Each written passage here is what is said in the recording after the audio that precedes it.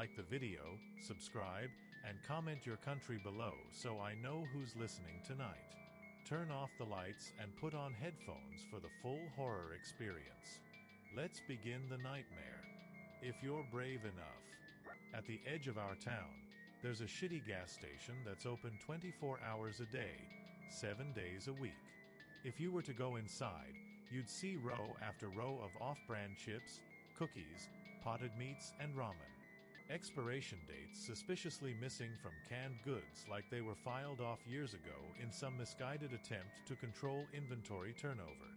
A faded wet floor sign from way back covering a crack in the foundation by the cooler that has since turned into a pothole.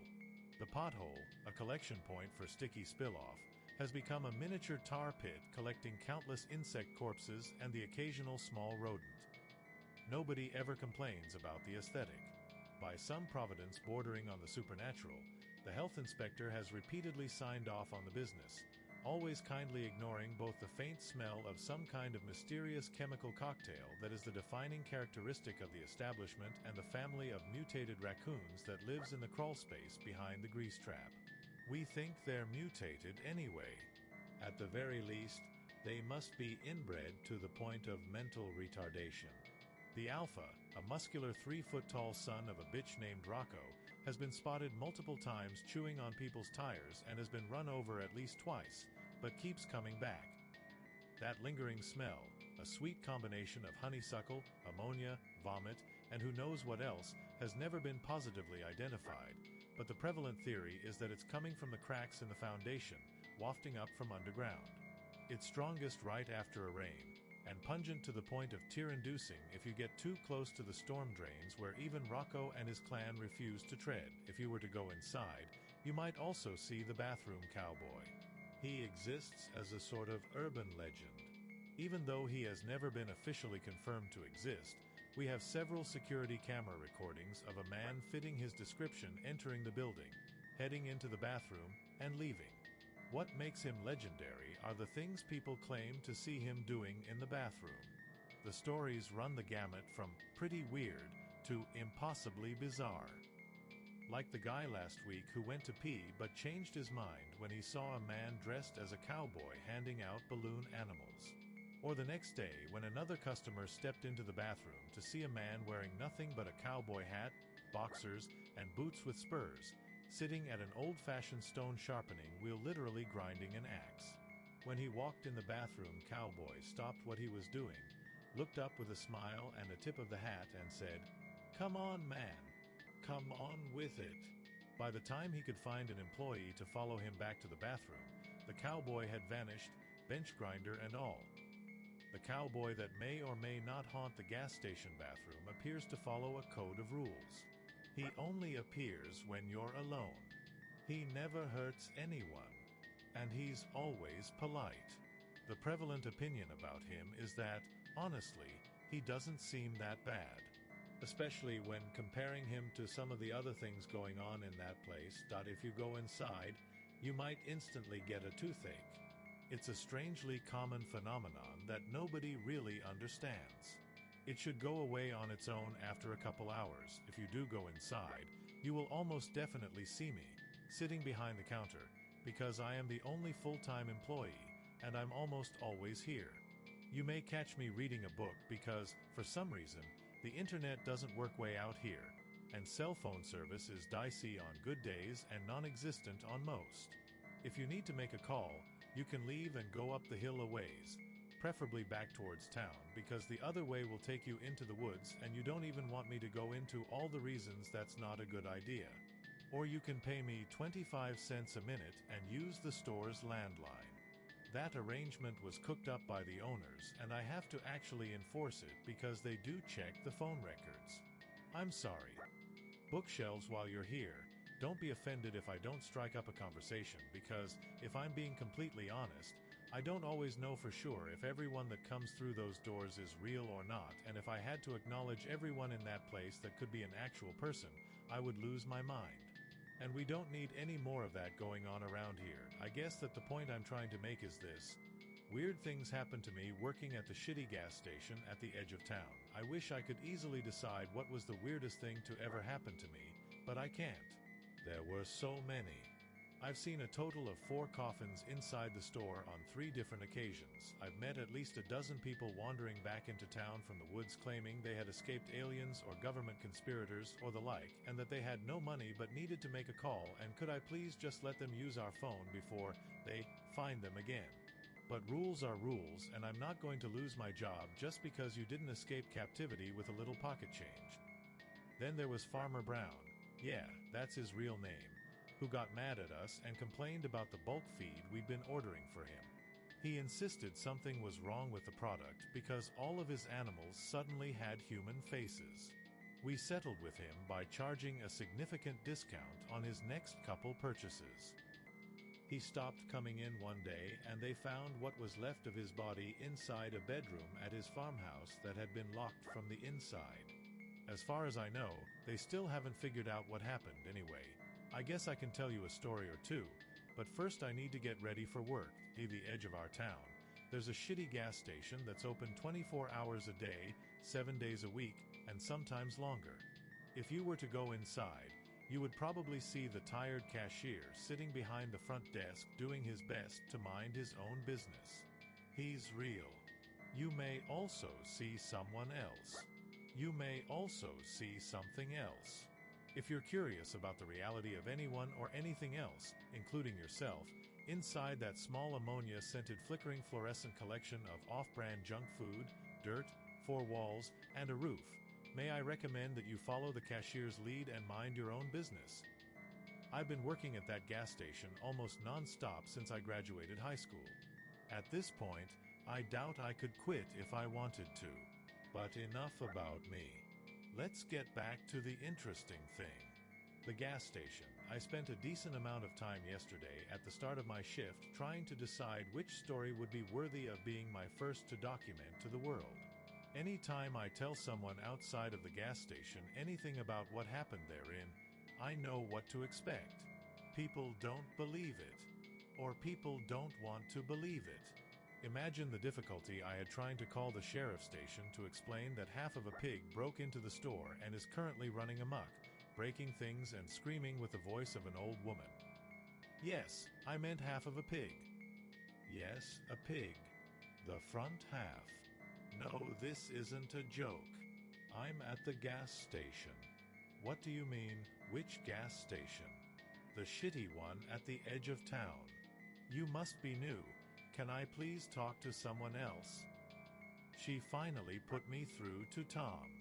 Tom is the sheriff's deputy that drew the short straw all those years ago and had to come out to the gas station for the first time, back before his hair was all white. He's been in enough times now that all I have to say when he picks up the line is, "It's half a pig. It won't stop screaming and I can't catch it." And then he grunts, mutters something about that being pretty freaking weird, and then drives out to help me catch it. Tom is a good guide, I asked around, but nobody knew where the pig had come from. This was back when Farmer Brown was still alive, and he came down to take a look and provide his expert opinion. According to Farmer, the pig had somehow been chopped down the middle, but miraculously none of the important organs were hit. Nothing supernatural about it, just really unusual. It stayed at the local elementary school as a kind of mascot for the summer before a scientist and his team from somewhere up north offered the school $1,000 to let them take it. For science, I suppose. Anyway, I don't mean to ramble, but my point is that it's hard to believe some of these stories if you haven't been inside the gas station at least once. And maybe you have. We're the only gas station for miles. We're close enough to some big crossroads. If you've ever been out driving in an unfamiliar part of the country and found yourself lost, it's not impossible that you could have found yourself at my doors, maybe looking to top off your gas, maybe to ask for directions. If you have a strange memory of a weird place that somehow doesn't seem to fit with the rest of your memories, then there's a chance we've actually met. Now back to last night. I was sitting behind the counter with a pen and book of receipt paper, trying to remember the strangest thing that has happened to me that still falls within the realm of believability. I've had plenty of things happen that were strange, but so unbelievable I won't even waste anyone's time ever telling them. I call those the try and forget stories when Diego interrupted my concentration. Bookshelves Diego is one of the part-timers at the gas station. We have a long list of part-time employees. The owners like to hire transients, drifters, hitchhikers, passers-by and runaways looking for work for a few days. I try not to get to know the part-timers. They come and go after a few days, or sometimes a few weeks, rarely long enough to form any kind of meaningful relationship. But then there's Diego. Diego has been working here for almost a year now. He started as part of the prison work relief program, unloading trucks twice a week.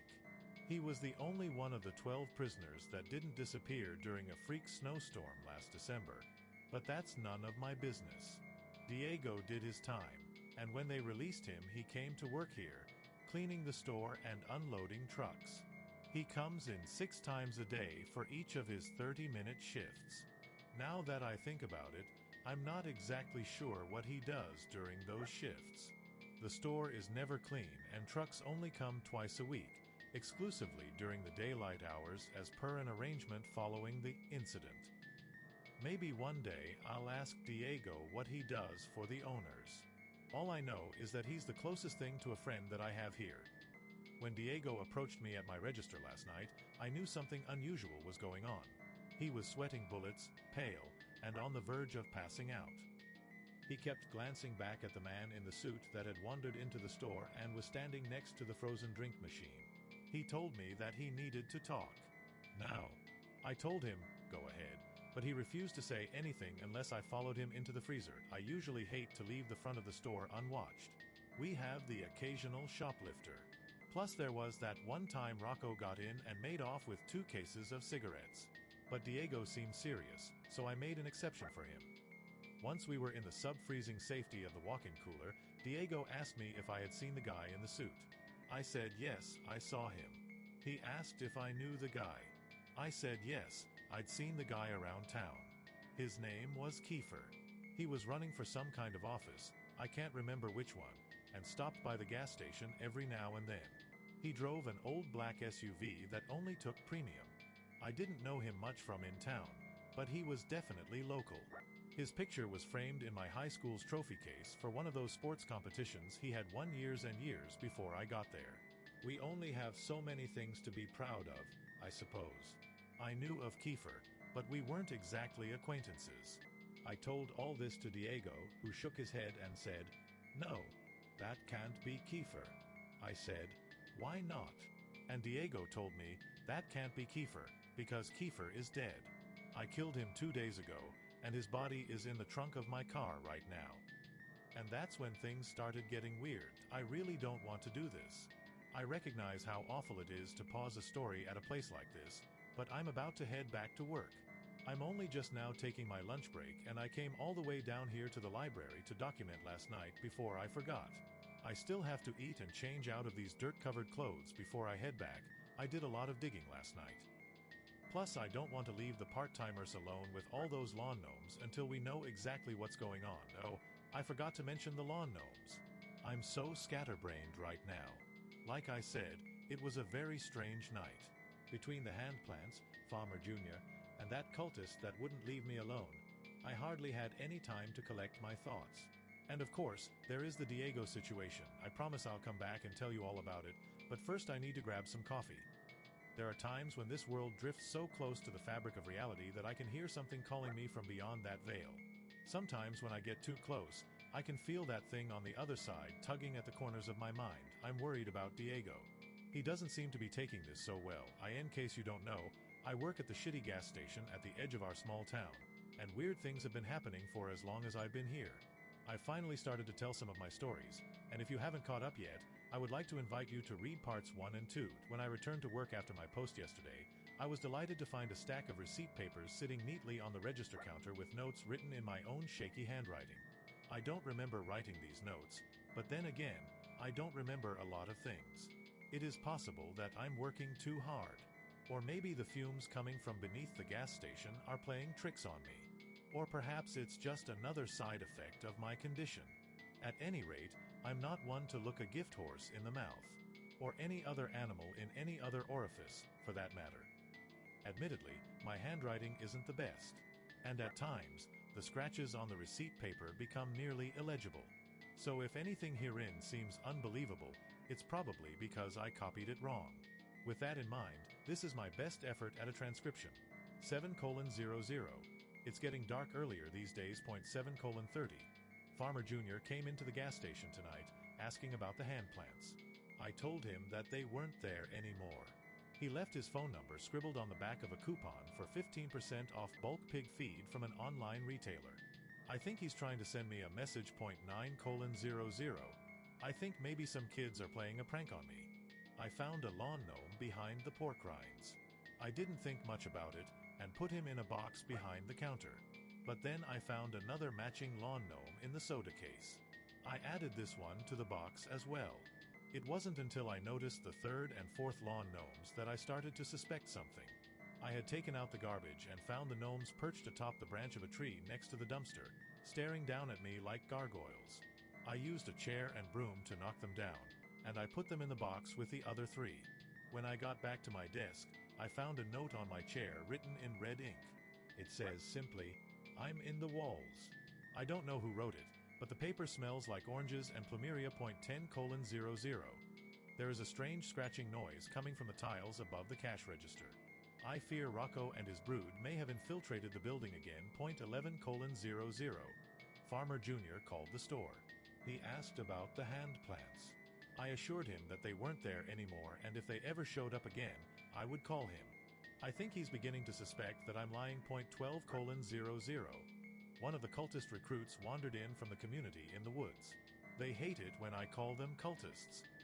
I know the recruits aren't supposed to interact with the outside world, but from time to time they will sneak into town, never any further than this gas station, and buy cigarettes. They aren't supposed to try and recruit new members until they graduate to the honorable senior cultist status, but this one isn't a very good cultist. I know they aren't supposed to have names, but I'm going to call this one Marlboro. I'll let you guess why. Marlboro stayed in the store for at least half an hour, trying to convince me to go back to the compound with him. They hate it when I call their home a compound. He tried to appeal to my logical side, but I let him know politely but firmly that I was not interested in logic. I can't remember when he left. 2:00. I found myself digging again. Sometimes, on slow nights, I let myself drift. My mind goes somewhere, and when I come to, I wonder, where was I just now? Who was that controlling my body while I was gone? My body did those things I've done so many times before that I guess it's learned how to do them without me. My body restocked the cigarettes, my body rotated the frozen drink machine, my body scraped the mold off the bottoms of the ice buckets, my body emptied the rat traps, and somewhere along the way, my body found a shovel, went out back, and started digging a hole. Actually, I shouldn't say my body started digging. I have been, or rather my body has been digging this hole off and on for the last few months. Usually, I come to after a few shovelfuls. This time, I added another foot deep before I snapped back to reality and asked myself, what the hell am I doing? 3:30. I just noticed a door at the end of the hallway past the walk-in cooler. How long have I worked here and never noticed that door before? It seems disappointingly ordinary as far as doors go, except for the fact that it's warm to the touch and feels like it's vibrating. I tried the handle, but it's locked. When I got back to my register, I noticed a man in a trench coat standing outside beyond the gas pumps, just outside the reach of our lights, dangerously close to the road. I can't tell if he's looking at me, or if he's looking past the building at the woods on the other side. I wish he wouldn't stand there like that, stoic and still, with his arms reaching down past his knees. The scratching against the tiles in the ceiling over the counter is getting louder. 3:45. A man came into the store, rolling a large white ice chest behind him. He had sunken blue eyes, wiry hair coming from his nose and ears, long bony fingers, and paper-thin skin revealing every blue and green vein beneath the translucent dermis. He wore a bowler cap and smelled like milk. I had definitely never seen him around before. He asked if we would be interested in partnering up with him. He sold ground meat at discount prices, but I told him that our store doesn't do well with the fresh foods category, recommending he try his hand at making jerky. Before he left, he scooped about a pound or so of raw ground meat from the ice chest onto a piece of parchment paper and gave it to me as a sample. Once he had left, I took the meat into the cooler, where I found another lawn gnome waiting for me. I put the gnome into the box with the other 7.4:00. Diego just told me something very strange about Kiefer.4:30. There was a kid named Spencer Middleton who went to the same high school as me and Kiefer. Spencer was just a year ahead of me, but looked much older and acted much younger. I live in a small town, and small towns get bored. For entertainment, some turn to gossip, some turn to more sinister pastimes. The latter often fueled the former. There were rumors around town that Spencer liked to torture and kill animals.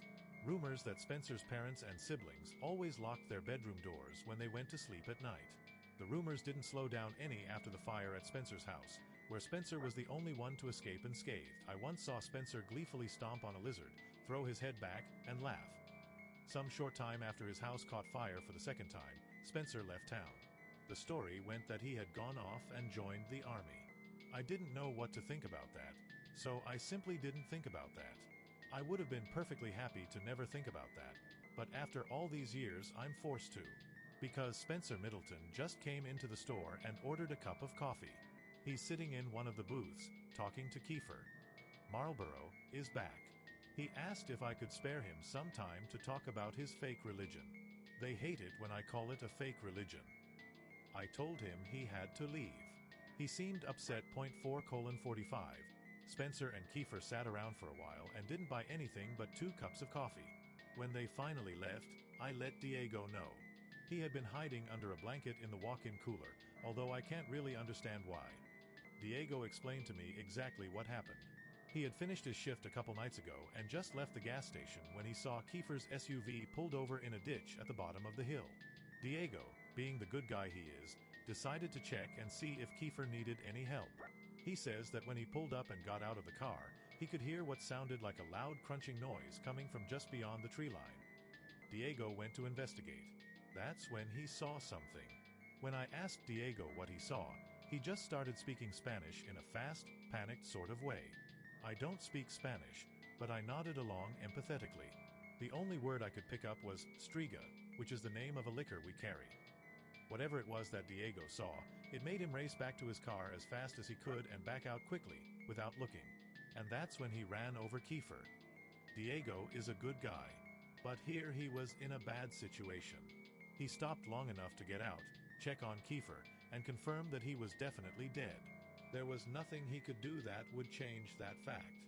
It was an accident. Diego was on parole. There was that thing in the woods, and Diego had to make a decision. So, he heaved the body into the trunk of his car and drove off. Diego took me to his car and showed me the body. I can confirm 100% that it was Kiefer in the trunk of his car. Not just because of his unmistakable face, but also because of his phone and wallet that were in his pockets. 5:00. I finally got tired of the scratching and pulled our ladder out of storage to see what the raccoons were doing in the ceiling, but when I pushed back the tile, the only thing up there was another gnome. That makes 1 dozen so far. 6:00. The man in the trench coat is still outside. The cultist came back in, demanding an audience with me, insisting that if I would just listen to him, I would see that his reasoning is superb and flawless, and that I would be a fool not to join him in the perfection of logic and nirvana that is his belief structure. I agreed to listen to his pitch if he would agree to ask the man in the trench coat to leave. Our hasty verbal contract in place, I steeled myself to listen. Honestly, he did make a few good points, but I suppose that's to be expected from a viral thought experiment strong enough to convince perfectly normal people to abandon their real lives and go live in a commune in the woods past the shitty gas station on the edge of town. They call themselves mathematists. They believe that humankind exists to fulfill 2 moral imperatives: to decrease suffering and to increase happiness. A successful life increases happiness more than suffering. A decent life decreases suffering more than happiness. How good a person is can be determined by the spread between the happiness increased and the suffering decreased. Obviously, if the individual has a negative spread, that is, if they've increased happiness less than they've increased suffering, or if they've decreased suffering less than they've decreased happiness, then that means very simply that the individual is bad. Therefore, if an individual causes a tremendous amount of happiness and suffering, one can simply determine which was higher, and use this perfect rubric to determine whether that individual was good or bad. Simple, right? The mathematists believe that the world has been going about good and bad in the wrong way. For eons, we've been attempting to increase happiness, when instead we should have been focusing on decreasing suffering. As happiness is a fluid concept, and the more happiness you create, the harder it is to sustain, as happiness has a clear set of diminishing returns. Suffering, however, is consistent. Suffering results from happiness coming to an end. Suffering is pure and eternal. For a mathematist to be supremely good, they must simply end all suffering. That is why the mathematists are working on a bomb to destroy the entire planet. By ending all life on Earth, they end an infinity of suffering into the future. With every life they avert, an entire lineage of people that would be born into a life of suffering will no longer. Every death is a preemptive mercy killing. Every happy moment that will no longer occur pales in the face of all the sad moments that are likewise prevented. And so, as Marlborough explained, their murder cult believes that killing is a kindness. I told him that his ideas were stupid and he was stupid, and that he now had to go tell the man in the trench coat to go away. 6:30. The phone rang. This is strange for two reasons. First, because it was not the landline. It was the cell phone, even though we do not get cell phone service way out here. And second, because it was the cell phone, the one that I took off of Kiefer's body. I'll admit, I was stuck in a bit of a moral quandary ever since Diego confided in me. On the one hand, Diego had killed someone. On the other, it was an accident and Diego's parole officer may not see it that way. I thought I would have more time to figure this out, but when the cell phone started ringing, I knew I had to make a decision. I answered it. I didn't speak first. The voice on the other line was one I recognized. "You have something that belongs to my boss." It was Spencer Middleton. "His cell phone and his wallet," I answered. "What? No. We don't care about that shit. We can buy more phones. We can get more wallets. You know what we want." He was right. I did. "It was an accident," I explained. "We know. We want to make a deal. You give it back, and we pretend this whole thing didn't happen." "Can we do that?" "Absolutely." 7:30. Diego came in for his shift at 7 and I explained the deal to him. He wasn't thrilled, but as I laid it out very clearly, he didn't have a choice. We parked Diego's Camry behind the gas station near the growth of hand plants and made a point to stand far enough away to not get our ankles grabbed. Kiefer's SUV drove up a few minutes later. Spencer was driving. He and Kiefer got out without a word, sized us up, and opened the back of their vehicle. Diego popped the trunk. Kiefer and I stared at each other, keeping eye contact the whole time while Diego and Spencer transferred the body from one vehicle to the other. Spencer had a tarp and blanket ready to wrap everything up. When it was over, Kiefer put a hand on my shoulder and whispered in my ear, "You done good." Then they left. Diego started crying as I went back inside the store. It was almost daytime, and that's when the new part-timer was supposed to take over. 8 o'clock, the new part-timer is late, and I'm overdue for a lunch break. I made the best of my extra time here by putting price stickers on all the lawn gnomes. We're ringing them up as miscellaneous grocery for $9.99 each, and I've already sold a couple. I'm a really good employee. 8:30. I went to the bathroom and saw a man standing there with his pants at his ankles. He wore checkered boxers and a cowboy hat. He smiled when he saw me and simply said in a somewhat sing-song voice, "Come on, man. Come on with it." I took the opportunity to ask him something that has been bothering me. "Do you know, is everything going to be okay?" The bathroom cowboy took a second to think. Then he pulled up his pants and walked past me, spurs clinking against the bathroom tile. He stopped for a second when he was right next to me and said plainly, "I appreciate it." Then he left. I honestly have no idea what that means. These are the entirety of the receipt paper notes, but I did make a point to continue keeping a journal. I think this will be a healthy way of chronicling the weird events at the gas station. Maybe this will even help with my condition. I don't know.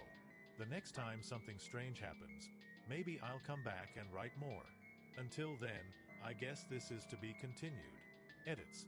Sorry, upon further inspection, I realized that some of the scribbles on the receipt paper may have been transcribed incorrectly. I also made some adjustments to the spelling and fixed some typos.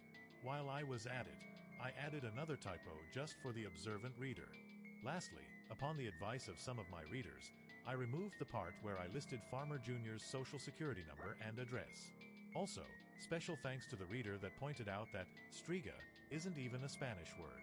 I asked Diego about it when he came in for his fourth shift today, but Diego simply looked at me blankly and told me that he doesn't speak Spanish. I should begin this entry by saying how truly sorry I am to anyone who read Part 4. I had no idea that was going to happen. The agents have assured me that every trace of the story has been removed from the internet and that there is nothing to worry about. If you were unfortunate enough to have read Part 4, I beg you, for your own sake, try to forget everything. If you experience nosebleeds, dizziness, migraines, or hallucinations, go immediately to the emergency room. If you have a recurring dream of an island made of song, under no circumstances should you approach or attempt to open the blue door with the painting of a crow on it. If you did not read Part 4, there was no Part 4. It does not exist. Forget you ever heard of it. By now, you probably already know that there is a shitty gas station at the edge of our small town, and that weird things have been happening there. The city council has personally asked me to stop talking about it, as there have been some astute readers that not only track down our small town from the brief descriptions I've given, but actually come and visited me at work. I heard that one of them has joined the mathematists, and as far as I know the other two are still missing. Once again, I am sorry. I'm not working right now. It's the first legitimate break I've had since I first started writing my stories on receipt paper all that time ago. Time moves funny here. Flowing slow and fast all at once, like molasses out of a shotgun. It's a good thing I've been keeping a journal. I've got a few moments before my laptop dies, and I think now would be the perfect time to transpose my journal entries, before the battery runs out or the blood loss gets me. Right now it's a race to see what happens first. Before any of you worry, I've already called Tom. He said he's on his way here to give me a ride to the hospital, right after he picks up dinner for the Ledford orphans, John Ben and little sister. Tom and the other deputies have been taking turns checking in on and bringing them food in an attempt to make the whole thing less tragic. They've been living on their own ever since the incident that totally did not happen, and anyone who says otherwise is a damned liar. There I go again, off on another tangent. I guess I'll get to it and type up my journal entries while I still can. November 2nd, 17, 9 p.m. So much has happened here since the Halloween incident that we aren't allowed to talk about. I've been much busier than usual, dealing with the aftermath as well as the cult. The mathematists have been cleaning out our inventory on a daily basis, planning ahead for some kind of secret event that I only get to hear about in hushed mutterings and whispers. Night is coming earlier, and the weather is getting colder. November 3rd, 17, 2 a.m. The man in the trench coat is back. He's standing just outside the gas station door, staring in. He's been there for almost an hour now. On the bright side, I haven't had a customer come in since he showed up. On the not-so-bright side, I can't help but feel like he's trying to put thoughts into my head. He won't be able to, though. I've had way too much practice. Kiefer came in earlier today, before the sun went down, and sat in a booth drinking coffee for a while. Eventually, Spencer Middleton showed up. Spencer had a word with Kiefer, then came storming up to my register, screaming at the top of his lungs. He grabbed the display of lotto scratch-offs and threw it across the room. It was obvious that something had upset him. That's when I took the earplugs out. "Everything okay?" I asked stupidly. I knew damn well everything was never okay. "Did you hear a word I just said?" Spencer asked. I explained to him that I had taken to wearing earplugs in an effort to drown out the sounds of screaming that periodically radiate through the air vents. I guess the screams must have stopped a while ago, or maybe I had imagined them. Either way, I didn't need the earplugs anymore. At this point, Tom walked into the store. his white hair looking even whiter than normal. Spencer, I could see, became instantly aware of the deputy's presence. "Where is he?" He half whispered, half growled. "Where is the other one?" "Diego," I asked. Spencer sighed. "Sure, Diego. He's not due for another 20 minutes. When he gets here, tell him we need to have a chat." With that, Spencer Middleton let out a shrill whistle and left the store. Kiefer jumped out of his seat and followed close behind. Tom helped me pick up the mess and put the lotto display back together without asking a single question. I wish more people could be like Tom. When Diego got to work, he told me that he had been having strange dreams. Dreams of something enormous, living, breathing, underground. The dreams always end the same way, with the gas station collapsed into a giant sinkhole. I told him that Spencer was looking for him.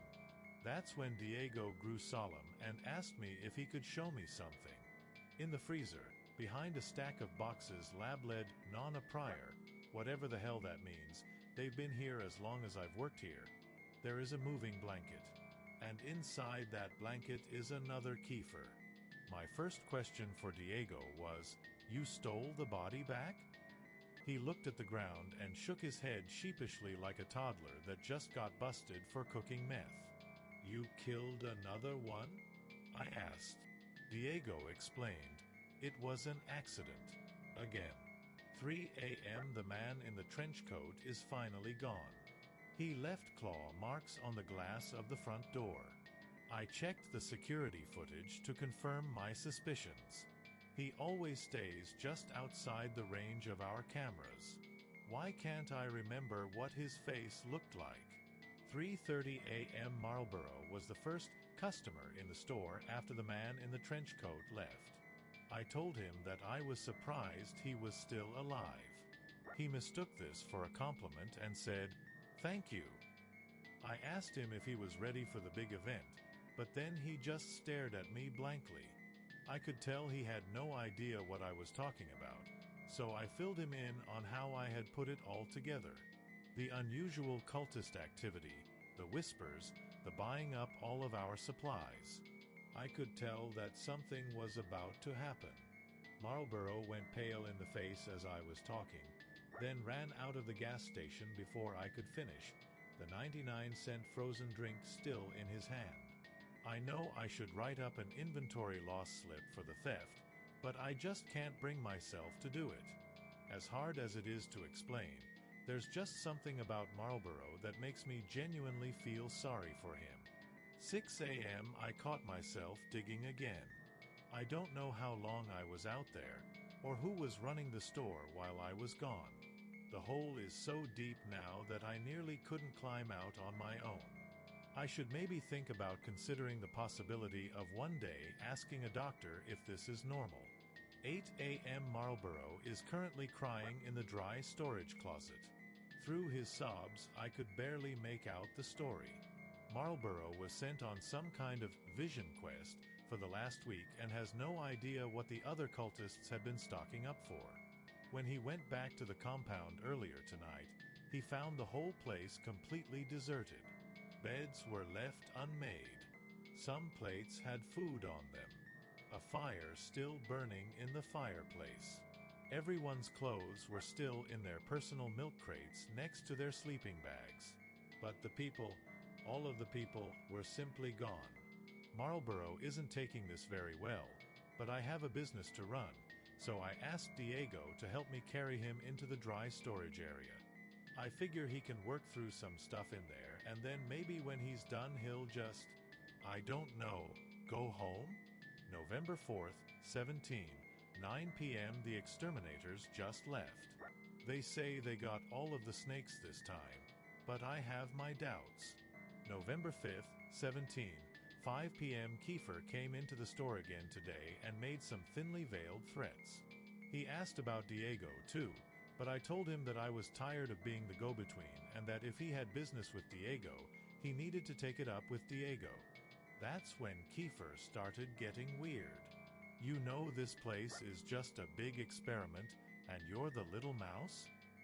I asked Kiefer to buy something or leave, so he bought a pack of toothpaste, then started to undress in the store and rub the toothpaste on his naked body. They tell me that something is wrong with your brain. Is that true? I tried to be polite and avert my eyes as I answered, "Yeah, you have some kind of mental condition?" I answered again, "Yeah, that's too bad." At this point, Kiefer was completely naked. He walked over to the frozen drink machine and filled a large cup with a sugary red concoction before turning it upside down on top of his head. Then he shook himself violently like a wet dog, flinging bits of cold, sticky debris across everything from the ceiling to the walls. Some of it even landing on my face, but I tried not to let him see my flinch. I knew this was all just an attempt to intimidate me, and I didn't want to give him the satisfaction. "What is it, exactly?" he asked as he crossed back to where his pile of clothes waited for him. "What?" I asked. "What is your condition? Paranoia? Schizophrenia? The gay?" "No," I answered. "I don't sleep." "You don't sleep?" He sounded genuinely interested. "Like ever?" "I can't fall asleep. I haven't slept a single day since high school. It's a rare genetic condition with no cure and no treatment, and one day it will kill me. But until then, I handle the effects as best I can." Kiefer nodded. "That must be it. That must be why he can't reach you." "Why, who can't reach me?" Right then, Spencer came into the store. He threw a blanket around Kiefer and ushered him out to the waiting SUV. A moment later, he came back into the store and offered me $100 for the security tape from tonight. I wonder what I'll spend my $100 on. 9 p.m. I was beginning to suspect something wasn't quite right in the store. I've been finding empty candy bar wrappers strewn about, security tapes mysteriously deleted, strange noises coming through the walls in the middle of the night when I should be alone. At least, more strange noises than usual. At first, I assumed it was just the raccoons. But now I know the truth. Now I know that Marlboro has been living here for the last 2 days. He just walked out of the supply closet wearing a bathrobe, nodded to me as he grabbed a stick of meat jerky, and went into the bathroom. It had not even occurred to me that Marlboro never left. November 6th, 17, 4 a.m. it finally happened. I suppose it was only a matter of time. I know I should feel regret, or shame, or any of the other emotions that normal people feel after something like this happens, but all I feel is embarrassed. I came to a couple hours ago with a shovel in my hand. I had been digging again, and this time I had made some serious progress. The hole was at least 7 feet deep, the steep walls made of loose, red clay. It took me a while to realize that I was staring up into an inky black night peppered with uncountable stars. When some of the bigger celestials started to move, I realized that those stars were actually just the soulless red eyes of the mutant raccoons staring down at me over the edge of the hole. Probably looking for food, those shameless beggars. I chucked the shovel out of the hole, and that's when I heard it. Imagine the sound of a butcher's knife hitting a watermelon. Like a solid, wet thwack.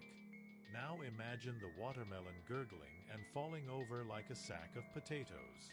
Oh man, this metaphor has really gotten away from me. When I climbed out of the hole, I saw the shovel standing upright, the business end firmly lodged inside the open chest wound of a still-twitching Kiefer. The Kiefer was dead before I got to his side.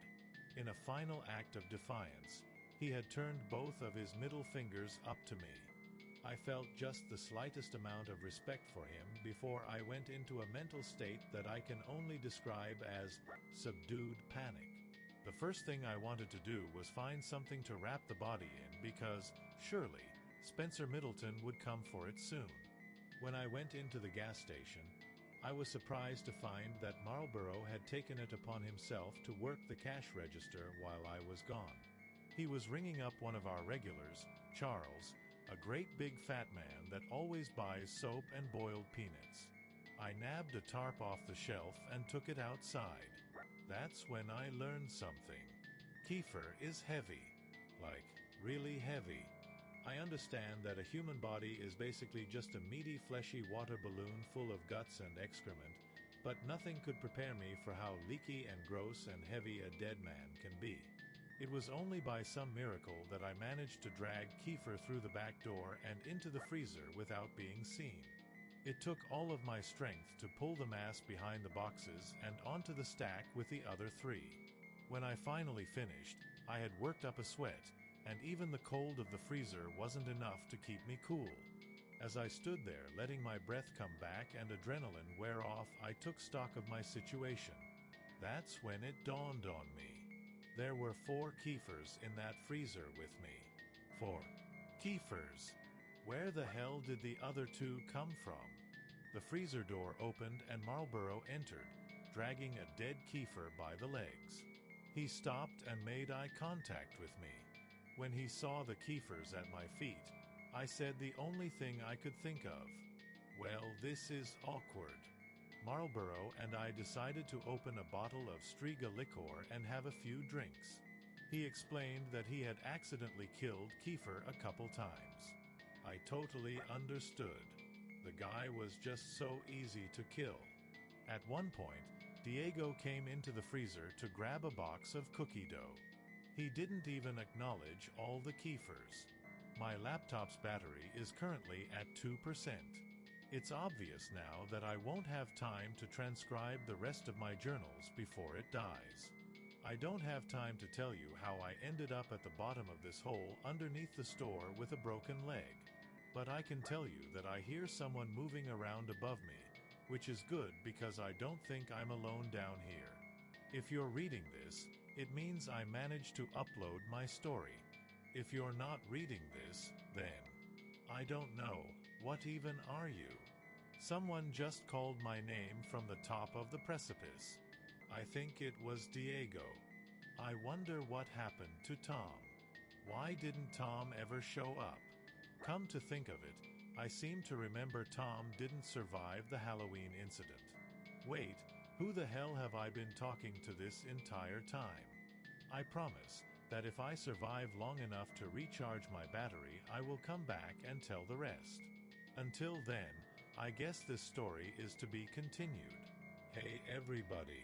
It's me, Jerry, from the gas station at the edge of town. Proud to be the newest member of the team. The owners were so impressed with how I managed to stay inside the store for several days without leaving or going insane that they offered me a full-time position while the regular clerk is out recovering from his leg injury. Happy Monday, y'all. The other guy asked me to do him a small favor while he's getting some much-needed rest and relaxation. He gave me the password to his laptop and detailed instructions to transcribe his journal entries from last week. In exchange, he agreed to keep me on as a full-time assistant after he gets back. I get to learn what to expect on the job through first-hand documentation, and he gets to continue his weird little blog thing. Now that's what I call win-win. If I'm being honest, this is probably the best thing that could have happened to me right now. Ever since the program mysteriously dissolved at the Mathmatist community, I've been feeling very lost and vulnerable. I've been losing weight and having trouble sleeping, and when I do, I keep having these weird dreams of some enormous being deep below the gas station, waiting to devour us all. Clearly, a mistake was made and I was overlooked. If any of my old brothers and sisters are out there and see this post, please, please, contact me. Tell the seniors they forgot me. I'm not mad. I miss you. I love you. Before I get started, some guys in suits came by and suggested that if this blog were going to continue, that I make a PSA. If there is anybody still alive that read the story about what happened here on Halloween, don't wait for symptoms to start. Please go to the nearest emergency room or call the Center for Disease Control and tell them you are experiencing the effects of Romuald's syndrome. Anyway, back to the journals. I'm going to do my best because the guy's handwriting is awful. But here's the parts one could read.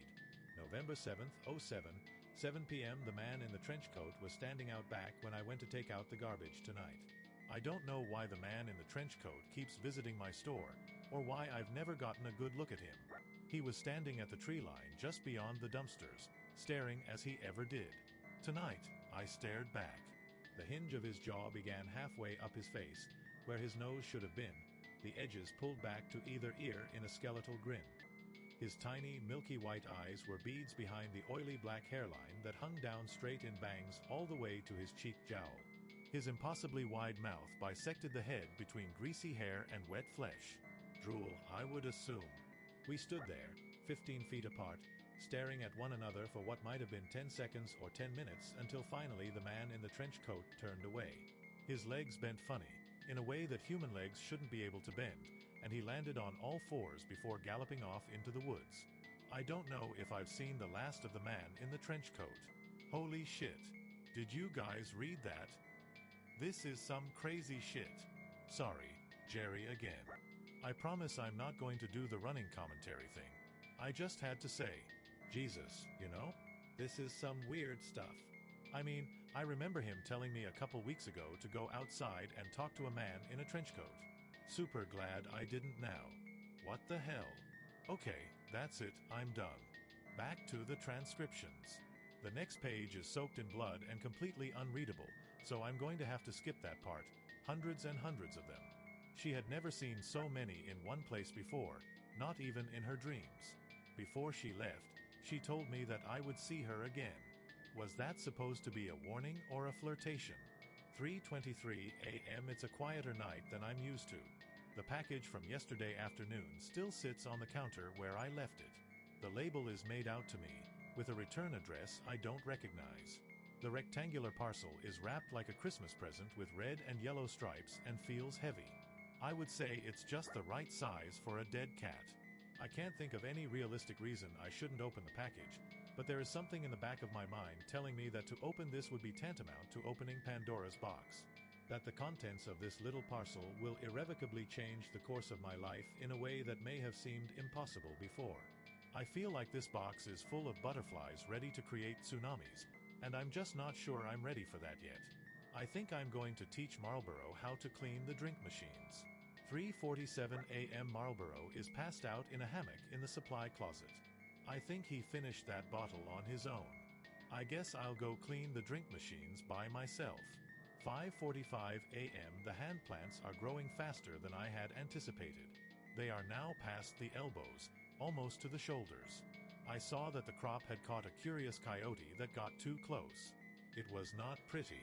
I also noticed that Rocco is still alive. I caught him sitting on the roof, tossing food to the crop of hand plants. This is why they're growing so fast. They're eating way too much. If this gets out of control, I may have to torch this crop just like the others. I don't want to. It sends shivers down my spine whenever I hear the way they scream. 7:30 a.m. Diego came in for his morning shift looking pretty terrible. He filled up on coffee and told me that he hadn't been sleeping too well. The bad dreams had been keeping him from getting a restful night. I wonder if I should tell Diego about my condition. He asked about the gift-wrapped package sitting on the counter. I told him that it came with the post yesterday, and I didn't know who it was from. He asked if I was going to open it, and I told him that I had a bad feeling and pretty much decided to never ever open it. 10 a.m. I decided to open the package. Without any fanfare or drumroll, I'll just tell you that what I found inside was a brand new laptop computer. I've never owned my own laptop before, and the only computer that ever belonged to me was a crappy little Tandy 1000 that I put together as a kid. I've always used the library computer lab or the browser on my phone to access the internet. This could be a game changer. The box also contains a signal repeater and some other gizmos. I know this is crazy, but I think I may actually be able to access the internet from the gas station now. There was a handwritten note at the bottom of the package. Hello. I left a comment on your page. There's something I want to tell you. I'm enjoying reading these stories you're writing, but I think if you actually sit down and write out one story at a time that you will get a lot more upvotes. It's very good. I'm not saying it's bad. But it right now seems like a lot of half stories thrown together. I think you'd do great if you actually write out a whole story at a time. I bet you really could get a lot of upvotes and attention. It gets kind of confusing right now. Maybe start with when you got there and work your way up to now. I bet that would be super awesome. I'm so fascinated but a little muddled as well. I can tell you have a great talent for writing, but I just thought maybe I'd offer a suggestion to help. Please do not take offense. It's just something I was thinking. Hope all is going well for you. Great. Another one of my readers tracked me down. I'm going to have to figure out how people keep finding me and put a stop to this. Thank you, whoever you are, for the laptop. I'm definitely keeping it. 10:15 a.m. I turned on the Wi-Fi card and noticed that for some reason there are dozens of secured networks around the gas station, most of which have 4 or 5 bars. The names for their networks are pure gobbledygook like this one. 1E7G7C70A11GUY23233134. Who the hell is transmitting Wi-Fi out here? 11 a.m. A man came into the store to buy a gas can a couple hours ago. I didn't think much of it at the time, but then he came back in asking if we could help him out with something down the road. I never got his name, but he was a big guy, tan skin and a thick beard. He said he was having car problems. I told him I wasn't a car guy, but he insisted that he didn't need a car guy, he just needed someone else to see what he was seeing. Marlboro agreed to watch the counter while Diego and I followed the bearded man down the hill and around the curve, close to the spot where Diego saw that thing in the woods. He couldn't remember what happened that night. After we got everything sorted out with Spencer and things started to go back to normal, I asked Diego what it was that he saw in the woods that sent him running in such a careless panic, but he just shook his head and said he didn't know. The mind is a funny thing, and memories aren't the most reliable. I realize that I'm not the only person from the gas station with a list of try and forget stories.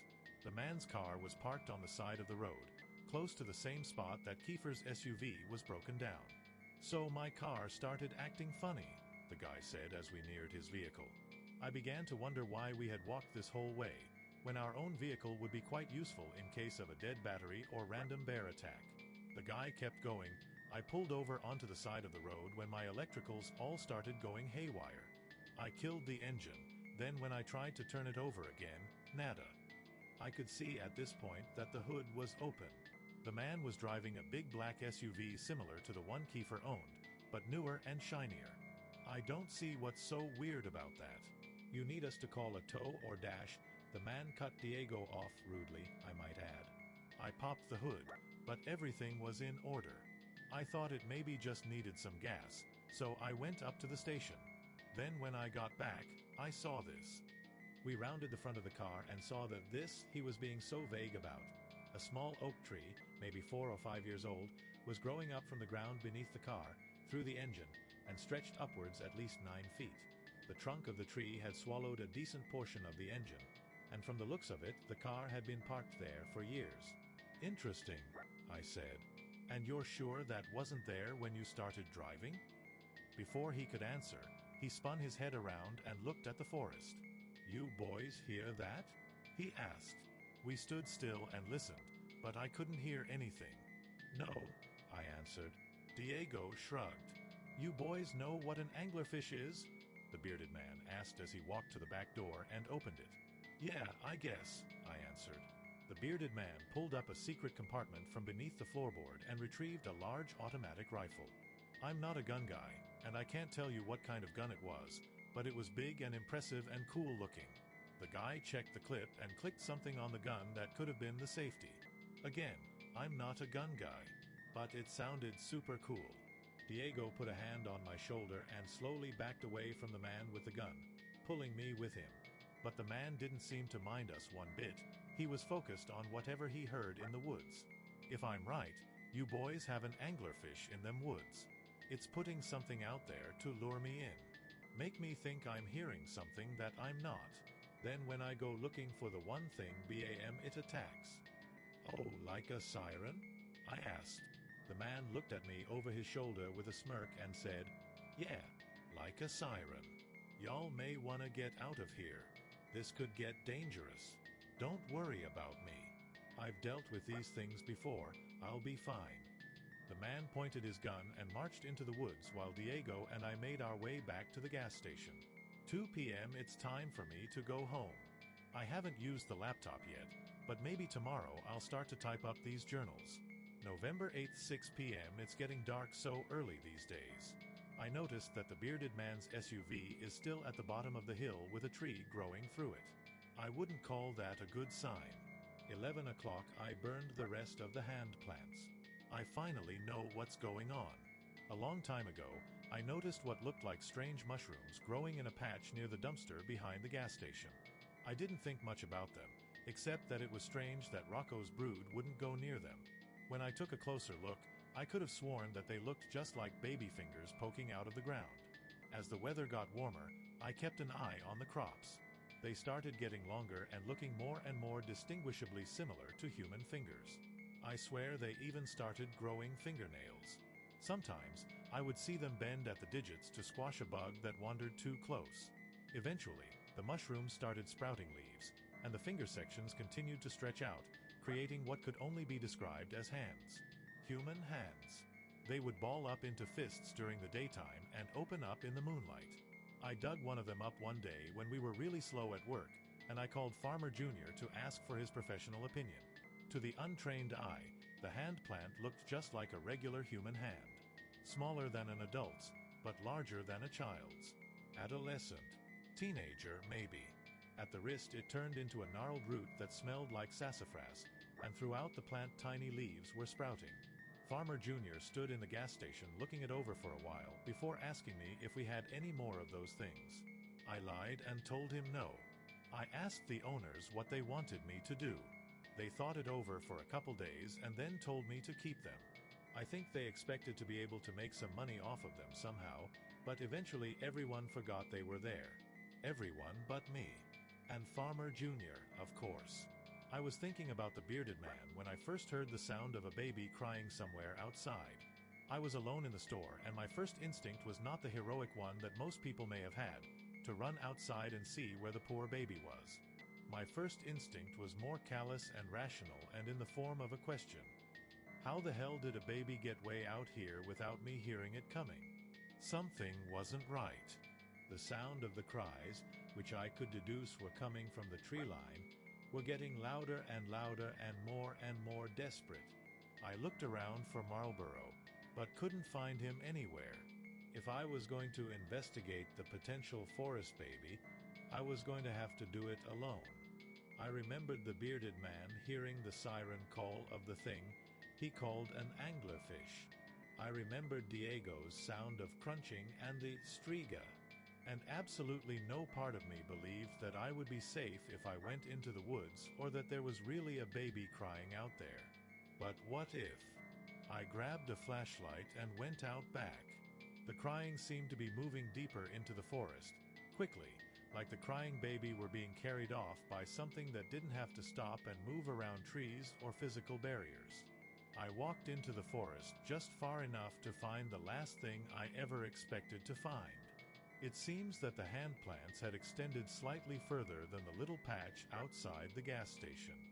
Those plants that I had been watching and burning whenever they got too aggressive were not as controlled as I had previously believed. Because out here, just a few steps into the woods, was a hand plant that I had missed, that I had never trimmed or culled or burned, that was left free to grow as large and wild as it possibly could. Out here was a hand plant that had grown so large it had fallen over. It had grown past the shoulder. It had grown its own head and torso and crotch and legs. Out here was a full human body covered in tiny leaves, huddled on the ground and attached to the soil by thick talons of brown roots. And the weirdest part of all? The body was one that I recognized. The body, the fully grown hand plant, was Kiefer. I don't know what possessed me to touch him. Maybe I just wanted to make sure that he was real, as if touching him would prove that one way or the other. When I did, his eyes opened and he cracked a smile. He could not move. The roots had him firmly stuck in place, but this Kiefer plant could talk, and talk he did. We stayed out there talking for over an hour. I won't go into everything the Kiefer plant said, but I will say this. There is something under the gas station. Something big and powerful. Something plotting. And I've been working for years in a cloud of this dark god's farts. I felt extra terrible setting the fully developed Kiefer plant on fire after I burned the rest of the crop of hand plants. But honestly, what choice did I have? When I got back to the gas station, Spencer was waiting for me. He knew I knew, and I knew he knew I knew. I was halfway expecting what came next, but not expecting him to enjoy himself quite so much. Spencer locked the front doors, then proceeded to beat the crap out of me. I'd like to say I got a few good hits in as well, but that would be a huge lie. I don't think I laid a single finger on him. Although, I did mess his knuckles up pretty good with my face, so I have that going for me. Spencer dragged me across the gas station to the hallway past the bathrooms, past the walk-in cooler, to that big strange door that I had only just noticed a couple weeks ago. If it were possible for me to pass out, I'm sure I would be unconscious right now. "Why are you doing this?" I asked as he banged on the door 3 times. There was a sound from the other side, and then Spencer yelled, "Open up! It's me!" The door cracked open, and Spencer dragged me into a room I had never seen before. It looked like an old office. There was a desk next to a wall of monitors with security feeds from all over the store and the perimeter. Security feeds from cameras I never knew existed. In the middle of the room was a large hole that looked like it had been created with a team of jackhammers. "It's time for you to meet my boss," Spencer said as he dragged me to the edge of the hole. "Kiefer," I said, to which Spencer let out a hearty laugh. "No, not Kiefer. My boss put Kiefer out there and hired me to watch him. My boss is much bigger than some idiot politician." I half expected Spencer to go into the cliché movie villain exposition rant, but instead he sparted me right into this hole. "I think my leg is broken. At least, I assume that's what the bone poking out means. But hey, I'm no doctor. I would be really worried right now if it weren't for the fact that I stole Spencer's cell phone in the scuffle. Just as I expected, Spencer has the same network as Kiefer, which means he somehow has service. I put in a call to Tom's direct number, so I'm sure he'll be along shortly. Until he gets here, I'm just passing the time updating my journals. Somebody just dropped the laptop into this hole with me. Maybe it was Spencer? Maybe he thinks I'm dead? Maybe I am. Again, I'm not a doctor. Whoever it was, I think I might have heard the sound of boot spurs clicking against tile as he walked away. I guess I'll boot this thing up and start transcribing my journal before it's too late. Okay, so this is the last of his journals. You're probably wondering to yourself, where was Jerry while Spencer was beating the crap out of poor old Jack? Well, I had gone into town to see a movie. Yes, I went and watched Thor, Ragnarok. If you haven't seen it, go see it. It was awesome. I guess I'm lucky I went when I did, otherwise this Spencer guy might have tossed me into that hole as well. I was the one that found Jack. When I came back to the gas station, I couldn't find anyone anywhere, so I went searching until I noticed that door at the edge of the hall cracked open slightly. I also found a really poorly made bomb behind the register, but it didn't take long to disassemble. You can thank the mandatory bomb building classes at the Mathematis program for that. No big deal, just me being my typical heroic self. I asked Diego to help me haul Jack up out of the hole, and then Diego moved him to an undisclosed location for a few days while his leg mends. When he gets back, I'll let him have his laptop to continue his little blog thing. Until then, it's just me, Diego, and the raccoons. How does Jack usually end these things? Oh yeah, to be continued. Edit, I just caught myself digging. Recovering from an injury sucks. Recovering from an injury when you can't fall asleep sucks worse. Recovering from an injury when you can't fall asleep while simultaneously being hunted by a sociopathic lackey of a dark god with a personal vendetta against you sucks even worse. But what sucks even more worse is having to do all of the above and still being called into work because, as the owners put it, the new guy is a complete and total moron with willful and malicious idiocy that borders on the criminal. And so I am here, against the doctor's advice, at the shitty gas station at the edge of town, only a little worse for the wear. What's really incredible is that I've only been back for one day and there's already a body count. More on that later. My right leg is in a cast from ankle to thigh, and I've elected to use crutches because, unsurprisingly, the gas station is not wheelchair accessible. The cast has several signatures and messages, which is very strange because I have no memory of anyone signing it. But that could just be a result of the pain meds. Looking down now, I can see that Diego scrawled this message: "Try and stay out of trouble." D. There's also a message in red crayon: "Jerry was here." A few signatures scribbled in Sharpie, and a little further up my leg I have to pull my pants way up to read it. This note: "RTR at sea. HM." Well, that's annoyingly cryptic. I would check the tape logs to see who I let get so close to my delicate area, but the owners had every camera in the place removed. I guess there was something about finding that secret room full of security camera feeds to bring personal privacy into the public discussion. I feel like the act of removing all the security cameras was a bit of an overreaction, especially with Spencer still out there. The police took a statement and confiscated the remains of the bomb.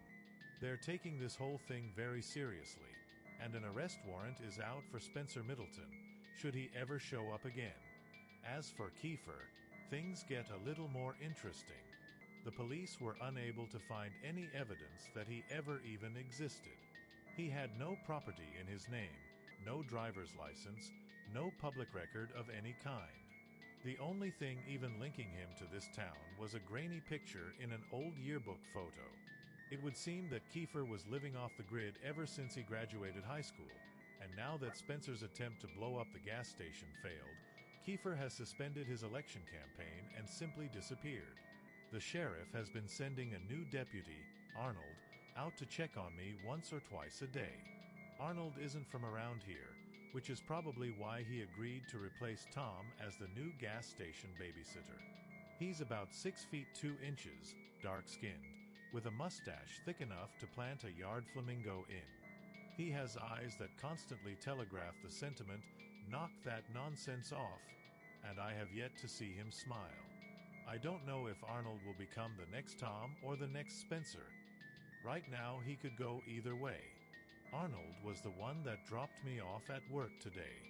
I'm not supposed to get back behind a steering wheel for a while, which is fine, I guess. It's not like I'm going on any road trips anytime soon. On the way to work, we passed the SUV of the man with the beard, the one staked in place on the side of the road by the tree growing up through its engine. I asked Arnold about it, but he just shrugged it off and said I shouldn't worry myself with other people's business. I asked him about the owner of the vehicle, and Arnold said that they think he got lost in the woods just like those hikers last fall. A search and rescue effort was underway, and he was confident that they would find him one way or the other. After Arnold dropped me off today, I went about my regular shift-starting duties. I reconciled Marlboro's till, not at all surprised to see that he was somehow $150 over, or that the surplus was entirely in $1 coins. I logged all the invoices that had piled up while I was out, then I emptied the trash cans. I was hoping that I might run into the cowboy, but the only thing in the men's room was an obese Hispanic trucker punishing the toilet and surrounding air with an unholy fury that deserves its own scary story. The sun was starting to go down when I hobbled out to the dumpster, balancing garbage bags against my crutches and probably looking like a baby deer learning to walk. You know, if that deer were drunk and two-legged and carrying several bags of garbage. The scorched earth near the dumpster was the same as I had left it, blackened down to the subsoil. Somewhere just past the start of the trees was another patch of smoldered remains, one that I neglected to mention in the police report, one that might look to the casual observer like the remains of a human body. Before I turned to go back in, I noticed something odd on the side of the dumpster. At first, I thought it was a child's toy, stuck to the dirty outside wall. But then I realized that it was moving, breathing, crawling slowly and eating the gooey drippings off the rust of the dumpster. The thing looked like a giant tomato caterpillar, about 8 inches long, and as the sun went down I swear I could see the thing give off its own light source. The squishy caterpillar thing didn't seem to mind my presence, and even let me feed it an old Starburst that I had in my pocket. A yellow, because like all people, I hate the yellow Starburst. The critter bioluminesced a little brighter as it ate the taffy, and I gave it a gentle pet. Its hide wasn't as wet as it appeared. In fact, it seemed to be covered in tiny clear hairs. "You're not so bad," I said while it nibbled at the candy. "Not everything out here needs to be scary, huh?" It wiggled and crawled away to a place on the back of the dumpster with more gunk, and I went back into the gas station. Marlboro has taken up smoking again.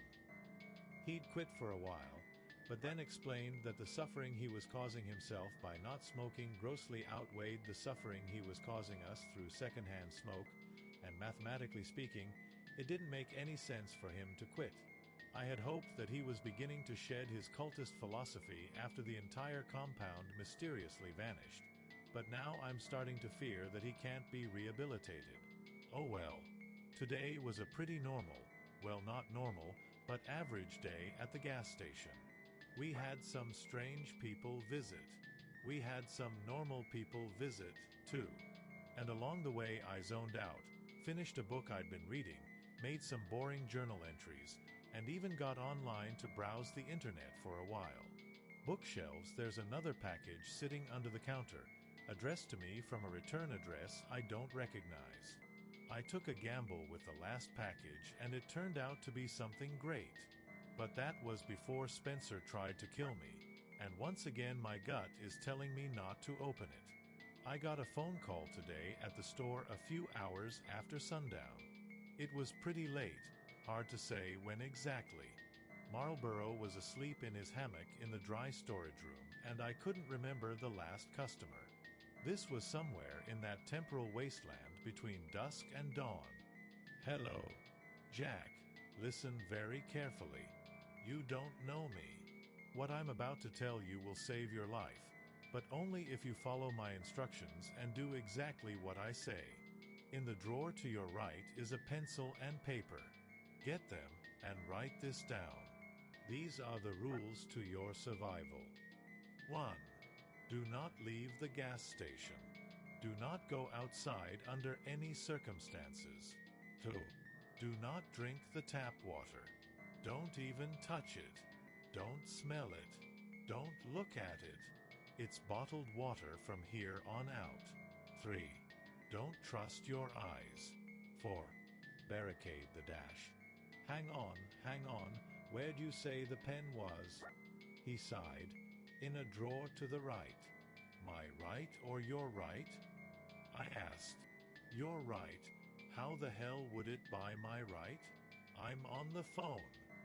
Right then I heard a car horn honk. It was the old widow, Mrs. Sistrunk.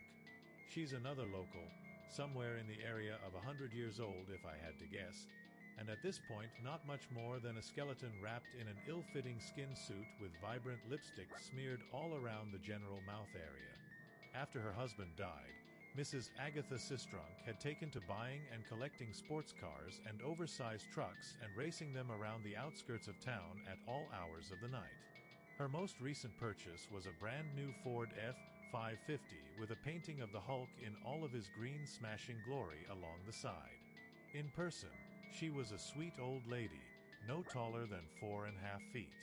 She wore special shoes to reach the gas pedal and always came to this gas station to fill up because she knew I'd help her pump her gas, something she had never done before and wasn't interested in learning how to do. "One SEC," I said to the voice on the other end of the phone. "Be right back. Mrs. Sistrunk needs me to top her off." "Listen to me," the voice growled. "Do not go outside. You go outside and you're dead. Do you hear me?" "I hear what you're saying," I said as I grabbed my crutches and got ready to leave, "but I don't work for you." With that, I hung up the phone and went outside to help Mrs. Sistrunk. Old Agatha was happy to see that I was back at work. Apparently, Marlborough made her nervous. She said he was flirting at her and wouldn't stop smoking while he pumped her gas. Before she left, she gave me a case of empty light beers and asked if I would be a lamb and toss these for her. I can't say no to Agatha. When I got around back to toss her trash, I noticed something incredible. The glowworm from this morning had formed itself into an enormous cocoon against the back of the dumpster.